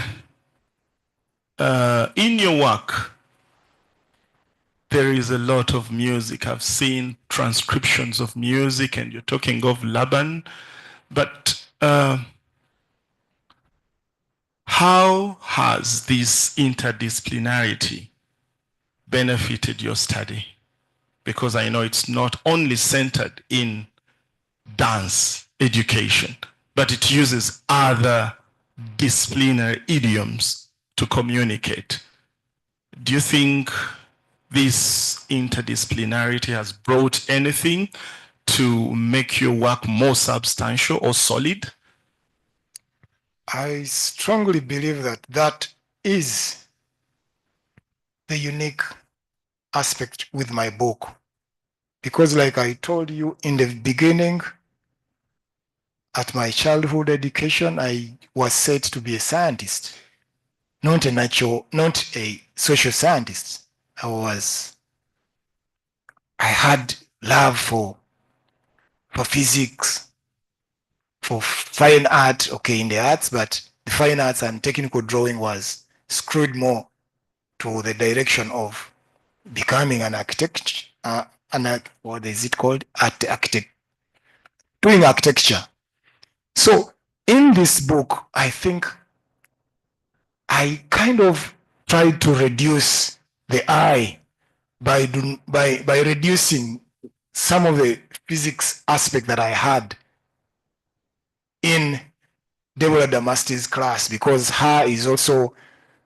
she is so endowed with those terms that are related to the movement in space, not necessarily the cultural dance movements. So I am thinking that if I sort out this dilution of the I aspect, and I am guided to use the appropriate words instead of this formal learning and blah, blah, then I think my work will fit in those varying domains. I am proud of that. Good that you've noted that. And I think that was my last question. I'll just make two observations, and most of them have been made, but particular attention to the literature, like Dr. Mulekwa has mentioned. The literature needs to be connected to your work so that it speaks to your work. There should be a dialogue that we see in that literature, so that it's not really, I don't want to use the word redundant, but yeah, it shouldn't be detached from your work. And similarly, the theory. I think you have very good theories. These are very good, and I would say one of the few dance scholars who should be developing our local theories. However, the way they are presented assumes that they have been in scholarship for ages. You need to really understand that you are one of the people starting to use them in the field of dance, and therefore thoroughly explain them. Thank you, Dean. You're welcome.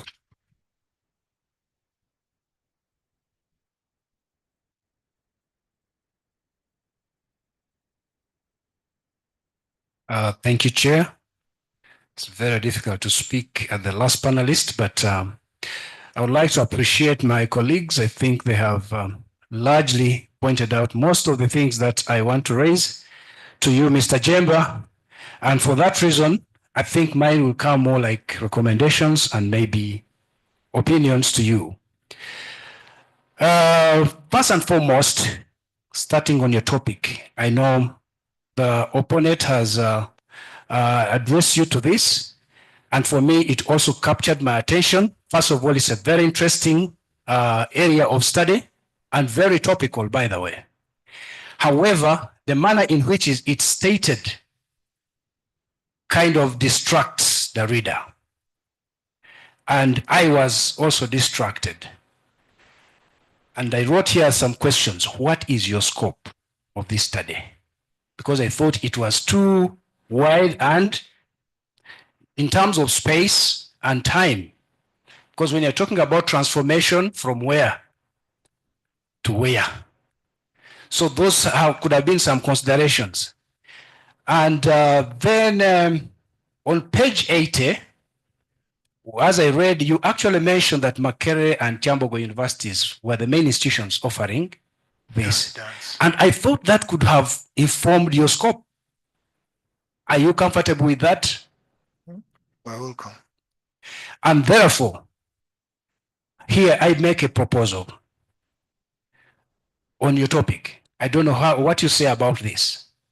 Ethnic dance pedagogy in higher education institutions in Uganda, and then transformation formation. Would that change your idea? I will welcome it with the consultation. No, you can, yes, you my can. team. That's right. And then later you can go on to explain to us the particular study sites that you are focusing on, because so that we can locate ourselves where this research is being done. I come from the music background, so I'll give a music perspective here.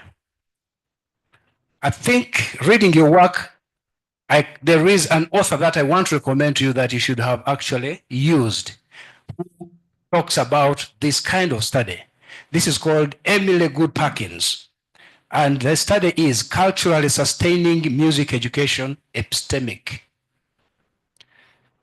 Cultural sustaining, because you're looking at ethnic dance training. And when we look at music, like my colleague has mentioned, there are some connections. So if you could read that work, you would understand how you transfer some of the approaches in cultural sustaining pedagogies of music education into dance, ethnic dance training. I can share that detail. Now, let's come to the degree. I know the PhD degree you're seeking is the highest academic qualification anywhere in the world. There is no any other academic award above this. Therefore, when you get it, like my colleague said, the rite of passage, the process must be unquestionable, beyond any reproach. And I'm not saying, I don't know whether this is the final process, but if I take example from other universities, even a comma which is misplaced can reject your work from being certified and therefore deny you the degree. When I read through your work, I think I found a number of unconventional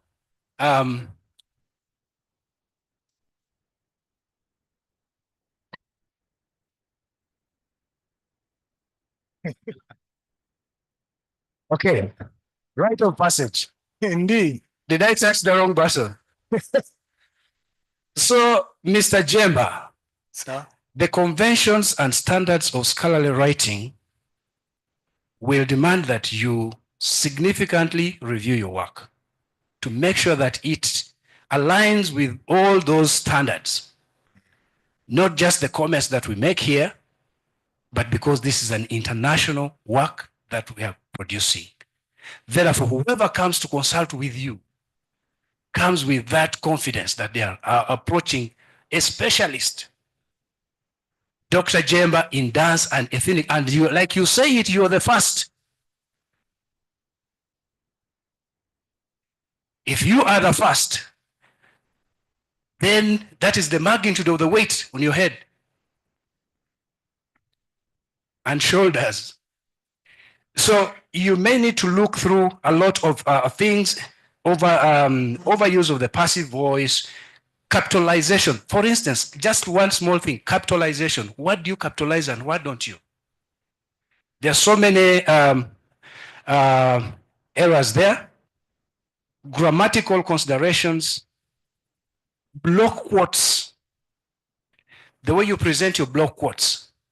Some you start with quotation marks and some you don't, then some you attribute, others you don't. There was one particular one, I think on page 93, I got a bit confused. It was very interesting because for me, those are the voices. Those are your output of research and people are going to read them. But how, I wondered whether I would attribute that particular quote to Ziwa or Damast. Because in the beginning you say Ziwa stated like this, but then at the end of the quotation, you put Damast. All right? So you need to understand how to appropriate content, even if it involves multiple sources. And then also the date is very critical. Otherwise, this will be like here, say you sit somewhere and cook your data, and that won't be good for us. Lastly, colleagues have actually talked about this, personal biases in scholarly works. It's actually very important to be passionate about what you do, and I think passion should be the foremost drive to do what you do. But when you get into scholarship, then you're also playing under certain rules that validate your passions. We cannot take your passions as gospel truth. It's okay for you to be very passionate about what you believe in. That's okay. But now here, you're bringing this to convince us, convince the world that this is truth. But how sure are we that you're not just venting your own biases? For example, colleagues have mentioned that you focus a lot on the New York project. I read this work, but maybe I might have missed it. Maybe colleagues will help me. Did you ever consider referring to the Norwegian University dance collaboration with PAF, which happened for 6 years. That's a dance collaboration project that happened right here. So whether you believe in it or not, we should actually see that. Did you refer to it? Because that would have helped us to also cross-examine the New York approach and the Norwegian approach. Did you?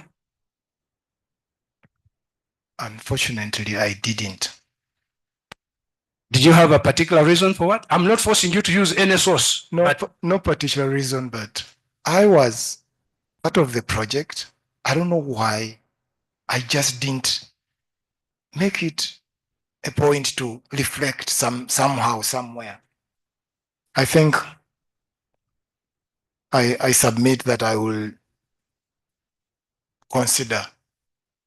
Yeah, because I thought it has got some interesting information that could inform your work and directly links into your thesis. I'll just mention this for emphasis. It is important to customize all your ideas in your study. How they relate, connect, or not to your study is very, very important. Other than just giving us literature, we can just go and read those different literatures by those authors. But how they connect to your study or they do not is extremely important in your thesis. And that is missing quite a lot. I will use one statement one of my supervisors said, that you can never state your topic enough in your study. The more you state your topic, the more it takes you back to, it keeps you in line of whatever argument, whatever you're saying from the first word is about what you're studying. So the more you state your topic, the more it helps you to keep you in check and in line with your line of thought. But the moment you relegate that and we go through a whole chapter without even remembering the topic, then you know you're probably talking about other things. I think lastly, in your book, there are no definition of terms at all. You even have Luganda terms. Supplementary? They're there. They're there. Yeah, before the abstract. They're there. The copy I have doesn't have. Maybe the copy I had doesn't. But they're extremely important. And where you have indigenous names, please be courteous enough to explain them in a conventional language that you're writing your dissertation in. Thank you so much, Chairman. I submit.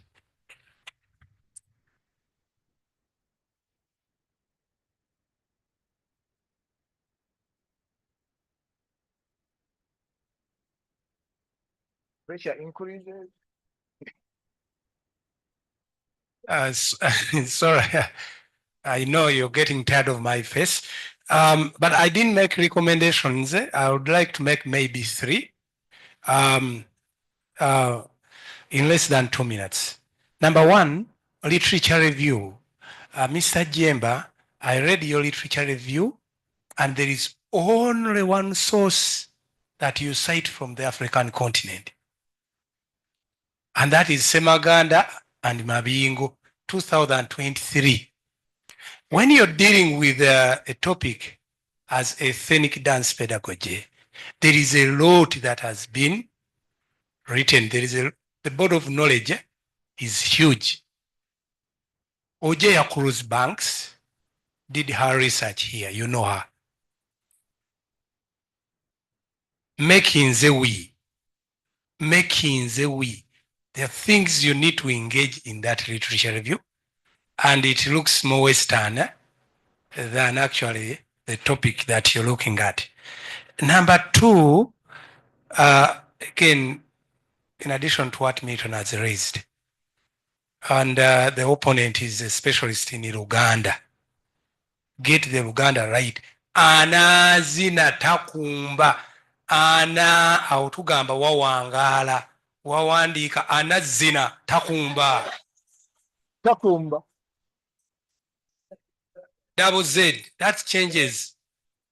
Yeah, that changes the meaning. So yeah, ana wawangala NAA. Yes. So attention to those details. Then finally, maybe you need to be a little more critical on how you deploy your tools. For example, I don't know whether you use BEST and CMA as an analytical tool. I don't know, it doesn't come through. But even when you bring them in the discussion, they are definitely from outside our world. But the way you deploy them, you're not critical of them. I want you to be critical of music notation. Yeah, you don't just say it works and teach it so fast and it's so cheap. We need to do. I want you to be critical of these colonial ideas and colonial tools within the context of your study. And that really doesn't come through. Thank you very much.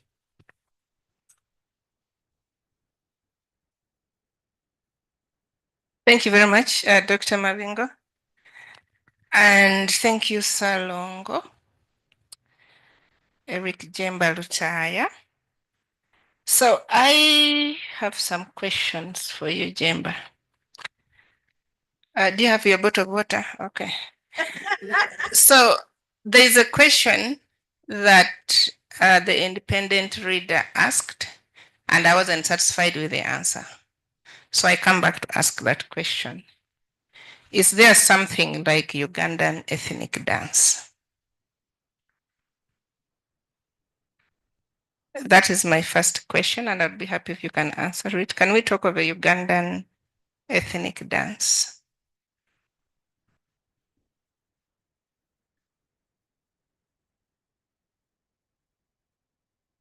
Madam Chair, I need to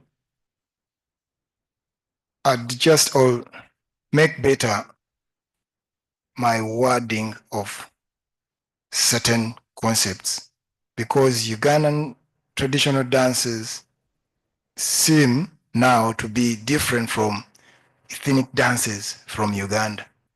Okay, so my answer to this question, if I were you, is that we cannot talk of a Ugandan ethnic dance. Why? Because there are so many different ethnic dances in Uganda, so we cannot have a Ugandan ethnic dance.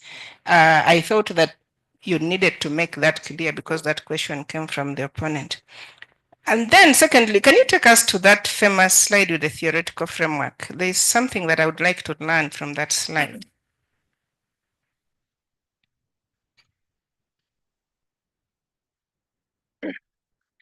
Okay, so I want to know what is that 1, 2, and 3, where you have yourself number 1, Semaganda coming 2, and Mabingo coming 3. Madam Chair, I refer to these as indigenous philosophies, but I was advised that these are traditional saying. I would have to philosophy. Okay, so I think that because the reason I'm asking, because you're telling us is the theoretical framework, and you're telling us your study is grounded in experiential learning theory. But we also have the 3, and of the 3, you are number 1, and you're the candidate. So I'm sort of like struggling with that to know, okay, what does your theory, Anazina Takumba, what does it say? What does Semaganda's theory or philosophy say? Like explaining it a little bit. And I think the independent reader had the same question where she was asking you, I think in very simple terms, she was asking you, what exactly does David Kolb's experiential learning theory say? Because she was asking for the tenets, and I saw you are going like this. So if when you put things here, you invite us to ask questions about them, especially if we don't understand. So for me, I was looking at this and thinking, okay, so what are those 2020 theories saying? These are theories. What do these theories say? if they are theories, if they are philosophies, what do they say? How are you using them in your work? And I would have wanted to hear a little bit about that. Maybe you can say something about your own theory since you're number one there. Like, what does it say? And how do you use it in this work? Madam Chair, I am trying to adopt this oral literature. Am I now bringing another term, oral literature? I'm trying to use this philosophy that I have been experiencing all through my life. It's about having some idea on something and you pronounce that idea and you, how can I say, you kind of prioritize some approach, and you by so doing you're saving time. So this Anazina Takumba is about encouraging people that when you know of something, however small you know that something, you need to use that small knowledge to make sense of your talk. Like my senior Alf was telling me to try to find indigenous science and fuse it, employ it in my work. This was kind of that gesture, but then, well, I did not explain them to the way that to a standard that could qualify in this discussion. Okay. And lastly, if you are given time to go back and do this work, what would you do better?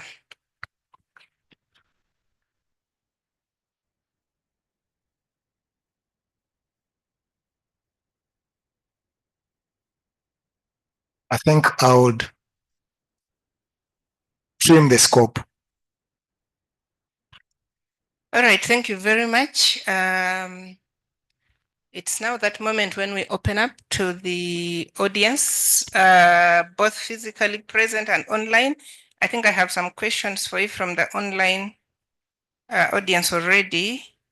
And I would ask those physically present with questions to put up their hands. So this is a question from Professor Ntangare. She's saying, my would-be question have been asked. I'm not sure about the successes enumerated. So my concern is for PhDs on dance pedagogy, like SSAs, Jjembas. How can these studies influence the Ugandan school curriculum on dance? In the schools, we don't study dance or drama. Students study music. Yet at university, we teach dance. Where and how can we bridge these studies? Where can we bridge these gaps? So that is the question from Professor Ntangare, and maybe this is something that should come up in your recommendation if it wasn't there. But she's asking, how do we scale down from this to influence the curriculum in secondary schools? And then I have another question from Watwero, who says, could the written document be shared so I, or perhaps we on this side of the country, that is Northern Uganda, access and analyze, please, even through a link shall be great. I'm Kedwin, a creative dance movement researcher, performer, and choreographer with certification from the School of Dance. Oh, the other word is in French, called disabled or whatever it is. Anyway, so I think this is just asking to access your work. But the question was more from Professor Ntangare. So may I? Okay. So I have, but you have to come here. I have Lilian Babazi and Dr. Jimmy Spire Sentongo. So Lillian, if you can come this side and ask your question as I take note of the questions online.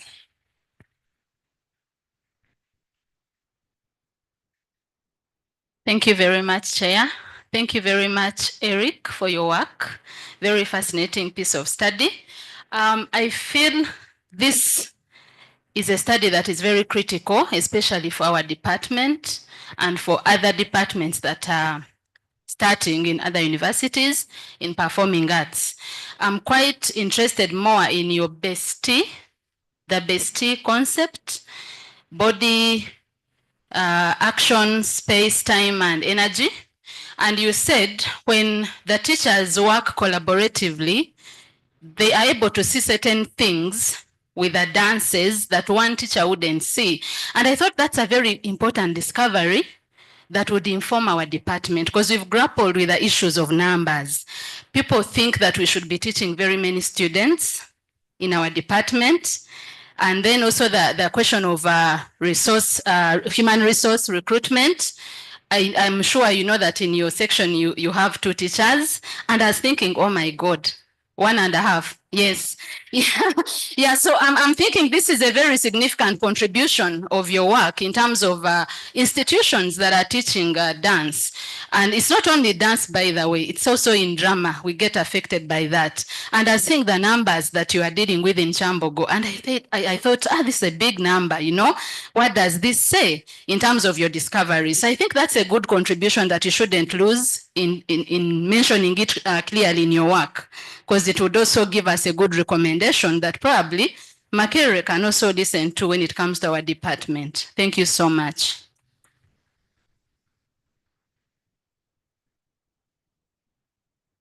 Oh.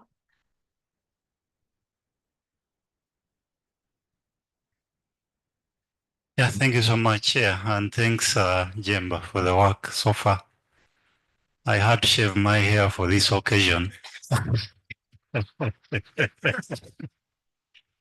And I told you that Tujja. Anyway, just something for clarification. I didn't really come in on time. I had interacted with your proposal at the earlier stages, so I didn't hear what you presented. But I picked interest in what was projected there as your theory.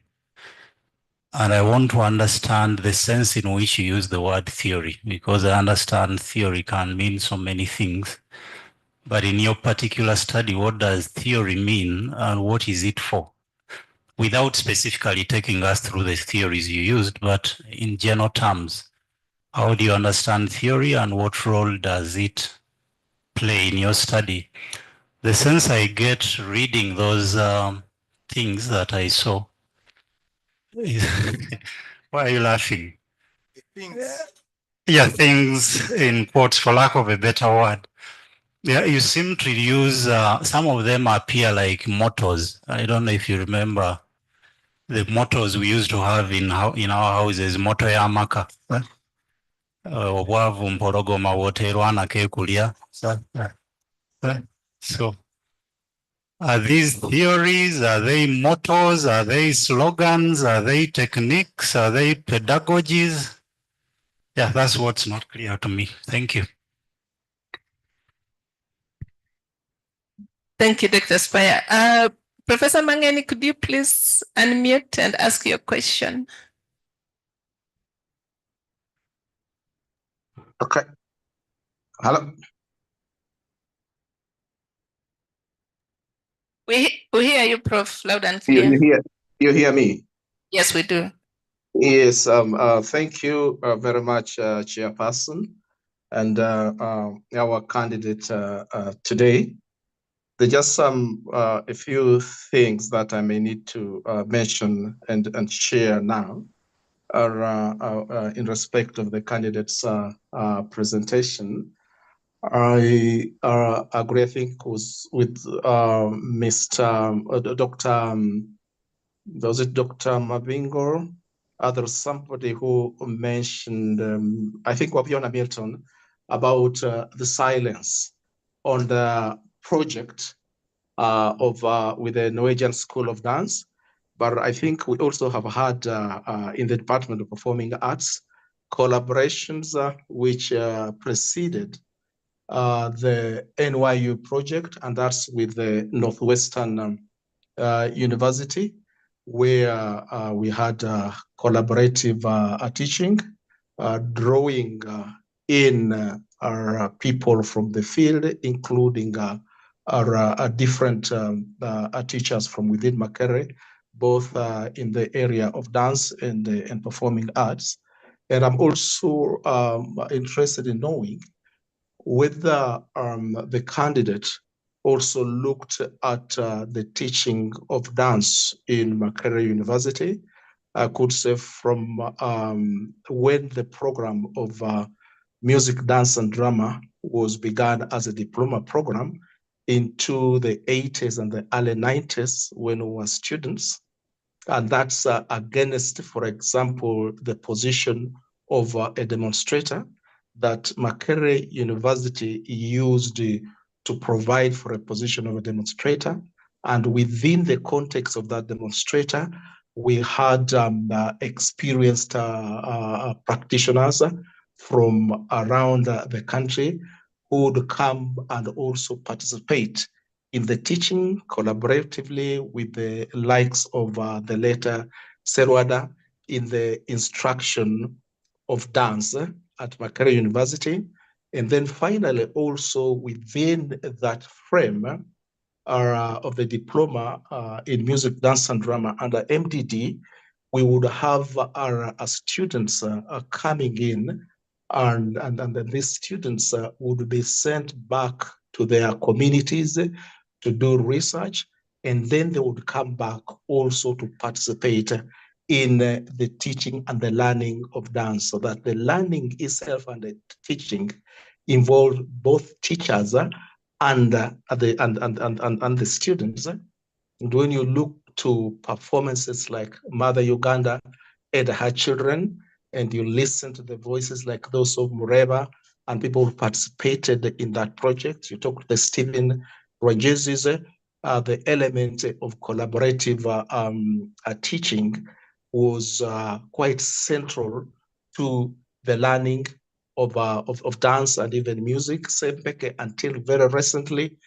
before he passed on, he was involved also in the teaching. So perhaps there could have been some things that I missed, and I also have not read the work. Perhaps the candidate has handled that, but I just thought I could mention that so that we are able to put things in a perspective, and we appreciate what has been running. But of course, when money becomes very scarce, then the positions of demonstrator were kind of put on the side, but that's for economics and other challenges when we get to putting the scholars now into the marketplace and otherwise. But that was my contribution. I just thought that the candidate, if he has not done that, he needs to be aware and recognize perhaps some of the recommendations he's making as having actually been in place, or just in case he has not yet done that. Thank you very much. Thank you so much, Prof. So Eric, you want to respond to some of the comments? Chair, thank you. I would love to start with Professor Mangeni.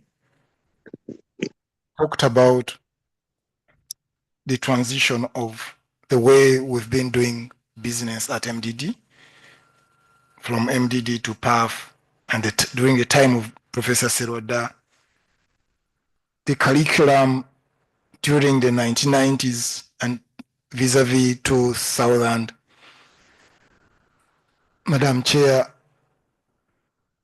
I'm glad to note that this kind of transition is reflected in the book, where we talk about issues to do with people theater, where Makerere was taken to the community and how that could connect this great university to the people that it serves. That discussion is in the text. What is missing is maybe about the Northwest University collaboration, I need to also to bring that kind of, even if it is one paragraph of discussion of that, the Norwegian collaboration that my senior Milton talked about, then the Northwest University collaboration, actually Northwestern, actually the NYUG started from here. It took like 6 or 7 years when it was a collaboration between New York University and Makerere, and then it shifted to Shambogo, and now it's currently done at Chisubi.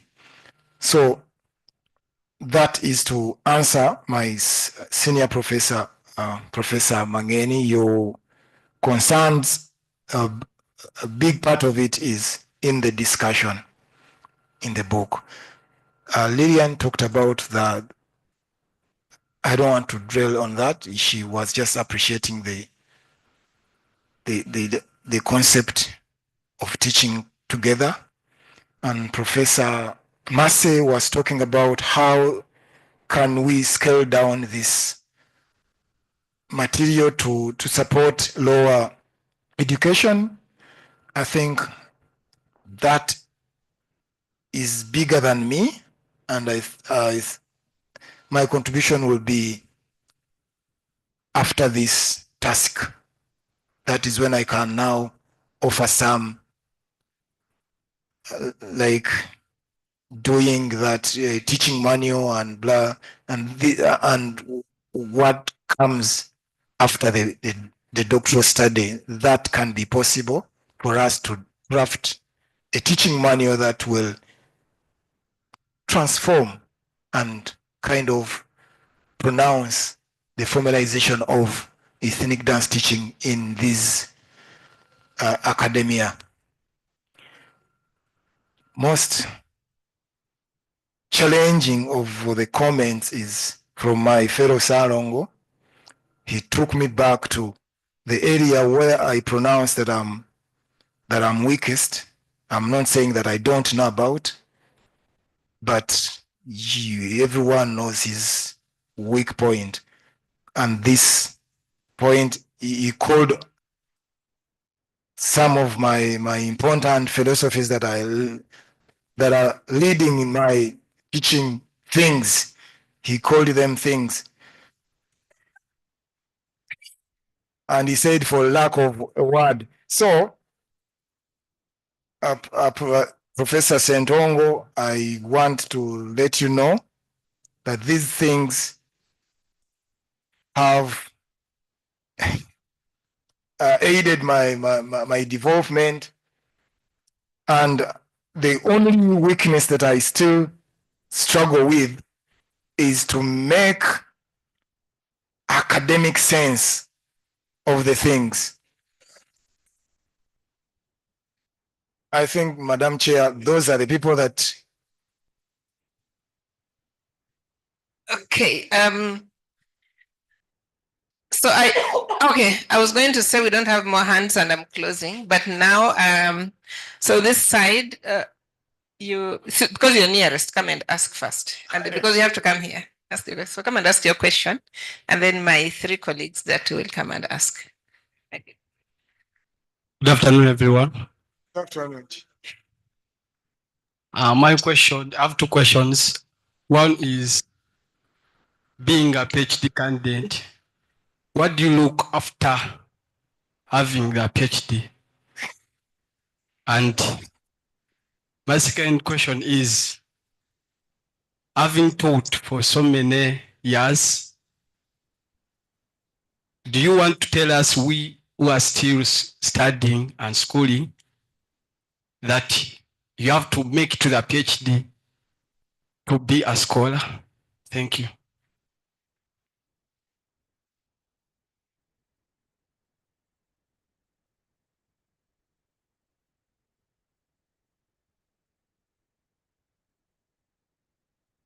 Thank you very much, Chair, and congratulations, my brother, Jjemba. I have about 3 issues. One, just wondering which reference management software did you use to have a very interesting reference list where, for example, open page 195.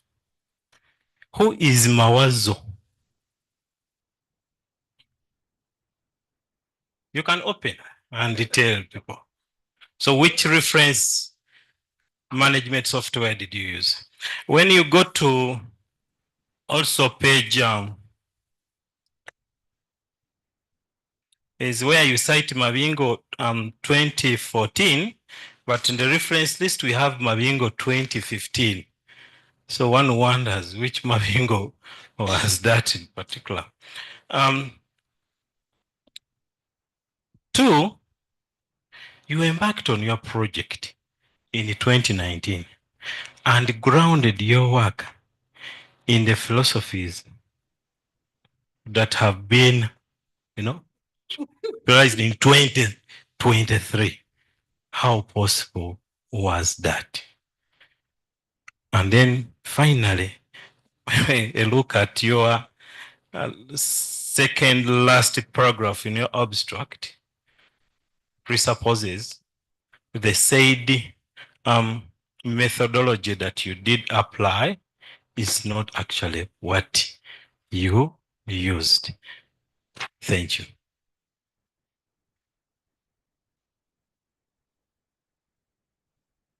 I didn't cut my hair because of this. So I'm like Jim. I want to go back to something your critical reader and the dean asked. And for me, this is important because this is something I deal with a lot. So you talk about Ugandan ethnic dance. And I've always had a problem with the notion of Uganda. Because Uganda is a colonial construct. And when you start talking of a Ugandan ethnic dance, you seem to be presupposing the idea that Uganda has this collective thing they call a Ugandan ethnic dance. The problem with that is that then you are trying to take us back into a colonial mentality of who we are as a country. Of course, I am careful about this because I am from post-colonial theory, so I know where the problems with this thing we call Uganda are. But the moment you start talking of Ugandan culture, Ugandan dance, Ugandan music, Ugandan whatever, you're actually creating for yourself an animal that I do not understand personally. But also, I want you to be very careful with the notion of Ugandan ethnic dance because you seem to be privileging something and peripheralizing other things and other ethnicities. Because I'm not sure if your work deals with you going to every one of the ethnic groups of Uganda or you're dealing with one ethnic group. So maybe that's something you want to tell me about. This thing you are calling a Ugandan ethnic dance. Secondly, my brother Zaid said something, showed me something, and I was quite intrigued by it. What exactly is ethnic dance pedagogy? Because your work seems not to talk about it. You seem to talk about dance pedagogies, not ethnic dance pedagogies. And I'm asking that because maybe I've not read your whole work, but I'm also quite interested in performance because that's my field. And I'm very interested in how we think about pedagogies around performance. And if we are talking of ethnic dance pedagogies, how are you theorizing them as a scholar? And if you're theorizing them in that way, then how does that theorization help you to think about the kind of stuff you're dealing with? And hey, thank you. Welcome aboard. We look forward to seeing you this side of the river.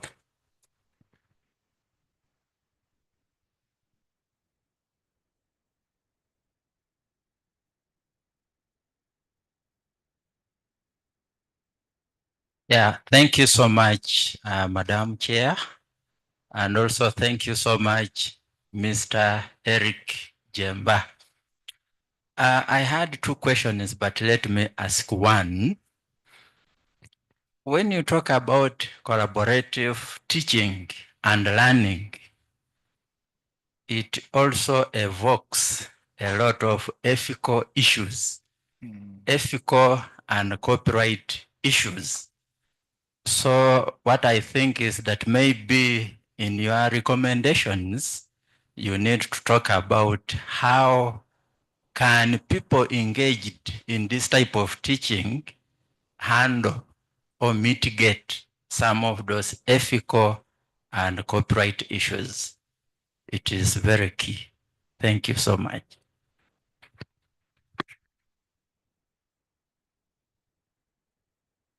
Okay, so I want to take it that we have all asked our questions. And at this moment, you've been sitting for a very long time. So I want to request at this moment that other than the people seated around the table, again with the exception of the candidate, that you take a short stretch and allow the panelists to make a decision. We'll call you back. So Eric, you can go and find some tea or porridge or lafel, and then we'll call you back. I wanted to answer my son. I wanted to answer my son. I was not very sick. Yeah, maybe that's that, but the other is I was not very sick.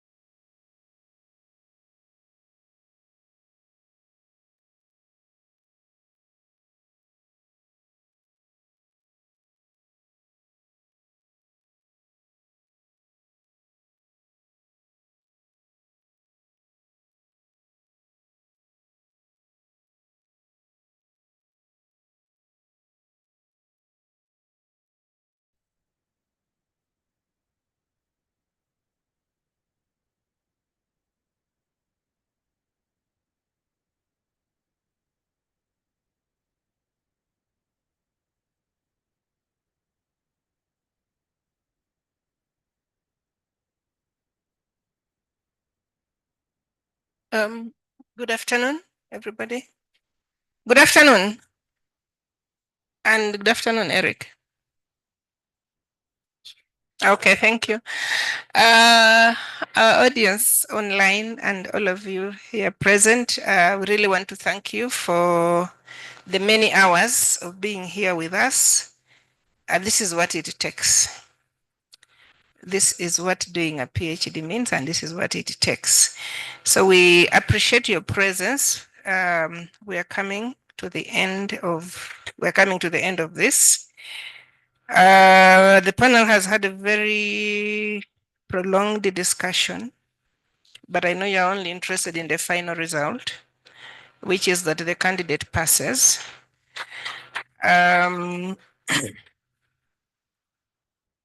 So the candidate passes. Thank you. And for most of you who have been to this room before, you know passing is not passing 100%. There are issues that you have to address, that the candidate has to address before we move to the next step. Some of the things seem generic, but nonetheless, there are issues that Jjemba will have to address. Jjemba, first and foremost, if you have your pen and paper, and I'm asking for pen and paper because I know the minutes will come to you, but they will take some time. If you get this comment straight away, you begin addressing some of the issues because you don't have a lot of time. So one is that you need to contextualize and domesticate the study, especially in the first 2 chapters for those who read your work closely. So after you've gone everywhere else in the world and all that, how do we now come down to where you were and what you're doing? Okay. The problem statement should be very clearly articulated, and the objectives should be derived from the statement. They should be aligned to the statement. They should be smart. So as it is now, your objectives give some idea, yes, but they're not smart enough to help the readers follow what you seek out to do. So if you can align that, the problem statement, the objectives, and the research questions so that they speak to each other, so that the alignment is clear, that will help to make your work very, very clear. The other one is that you need to clarify the scope. And in clarifying the scope here, what we want you to do is to really make clear how the NYU comes in, and perhaps what you, because if you're looking at higher institutions of learning here, how is the NYU coming in? And so we're not saying that take it out, but we want you to make it clear that first the group from NYU was here at Makerere. Show the connection between the works in your department, the works at Makerere, and what is happening the other side, so that anybody reading your work can understand why this work on higher institutions here is going far, is going to New York and not anywhere else in the world. So if you can make that clear, it will help again to make your work more accessible to your readers. And then the literature review. So the literature review should not just be a collection of literature there, but it should be focused. And from reading your literature review, one should be able to identify the gap that you're seeking to fill. And one way of going around that is asking yourself, which is the conceptual literature, which is the contextual literature, and where is the intersection in terms of the gap. So again, with your supervisors, I pray, and perhaps in conversation with your senior colleagues in the department, and I'm saying senior because even if you've passed, They are still years ahead of you. So that you can be able to tighten your literature review so that it's very clear. One reads it and doesn't feel, okay, he's saying everything about this, but where is the gap? But what is he saying? So let it be clear. This, they say, I say. Where are you saying and what are you saying? So the literature review needs to be focused and you ought to make the research gap clear. Okay, then there's this animal, which you said is your weakest point, and that is the theory. So it's good that you admit, and I think that is the more reason you need to give it due attention. You need to read and understand the theory. First of all, what does the theory that you're using, what does it state? What are the key features or key tenets of the theory? And the things in the language of Dr. Spire that you talk about. So what do these things have to do with experiential learning theory, if that is the theory that you're drawing on? So we really want, how does, what does the theory say? How does it inform your work? How does it inform your analysis? It's not fair to just mention the big name and the theory and leave them there and then go on to do your work. So we want to see the theory walking through your work. So it is your analysis, your data is weaved around that it makes its way through the work.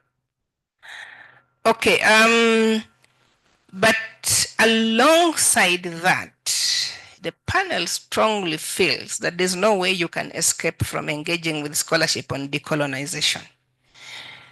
So whichever way you have to read, you have to read on decolonization, and you have to have something to tell us about decolonization in this work.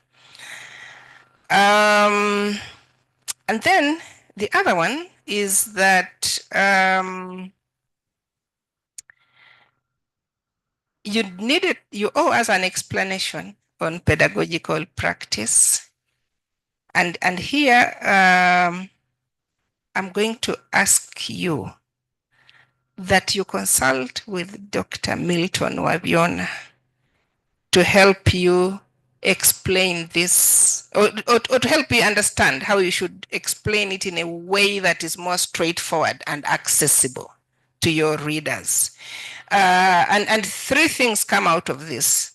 Think about the instructional methods when you think about your pedagogical practice. So what are the instructional methods? What is the content structure or even packaging? So explain that systematically. And then the feedback and assessment criteria. So how do you assess this? So these are things which, again, if you explained more systematically, they could help make your work a lot better than it is at the moment. I'm not saying it's bad, but you can make it better. And then, so you have one of the longest chapters that I have ever read.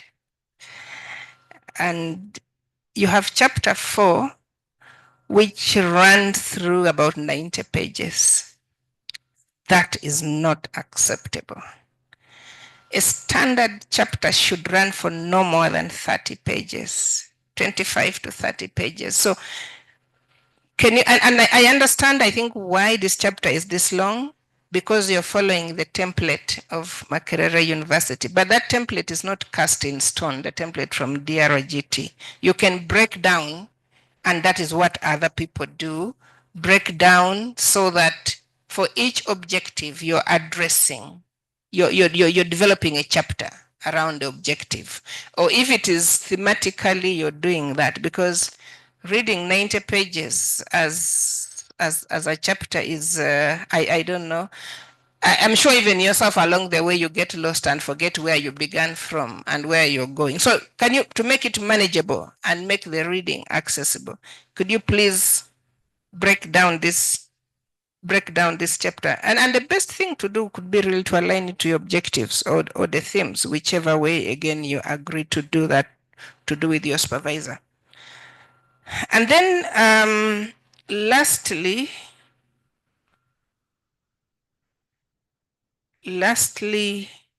and extremely important is that this work needs professional editing.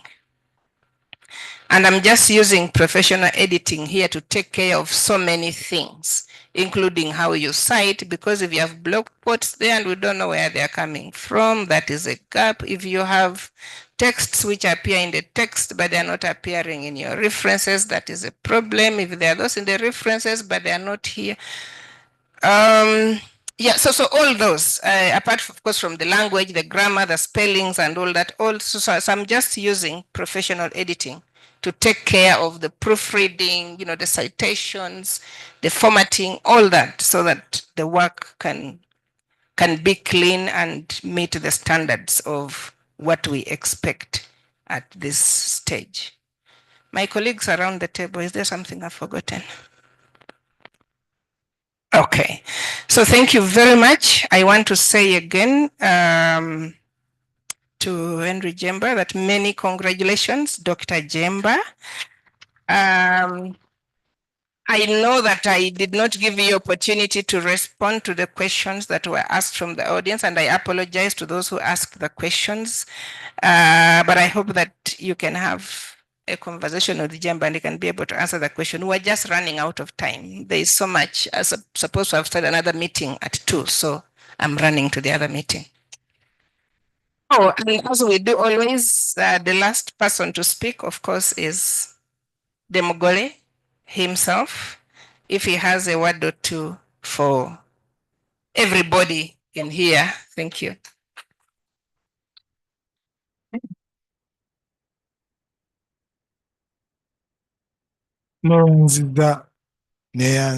neyanzege mukulu wange Pamela Kanahwa abaddewo nga chairman w'omukolo guno. Ntuuse okwebaza kwange eri omusomesa wange Micheal Muhumuza oyo ambeereddewo nnyo. Kwegamba mwena mumbeereddewo naye temuyinza ate kubeera kyekimu. Omusomesa oyo maama wange omulabiranga ddala bw'abanga ajja Bulemeezi. Bano bonna batudde wano bakoliigi bange, mbeera nabo, nsiiba nabo, sisula nabo. Mbeebaza mwenna kye mugasse ku kusoma kuno. Baana bange, omwana wange omukulu wuli azze abaddewo, mwebaza okuba nti abadde akola, kuba kati musajja munnange alina emyaka 21, ebizibu bya famire ebimu mugamba take over for the last 2 years we yamalira okusoma. Bannaye sina kyakwogera kingi, naye nga olugendo luno terubadde lwangu era terusobola kuba lwangu. It is not over until it is over. Mu January oba mu February, when you see me in the Chitala there, that is when it will be over. Bye bigambo byange mukulu wange Pamela.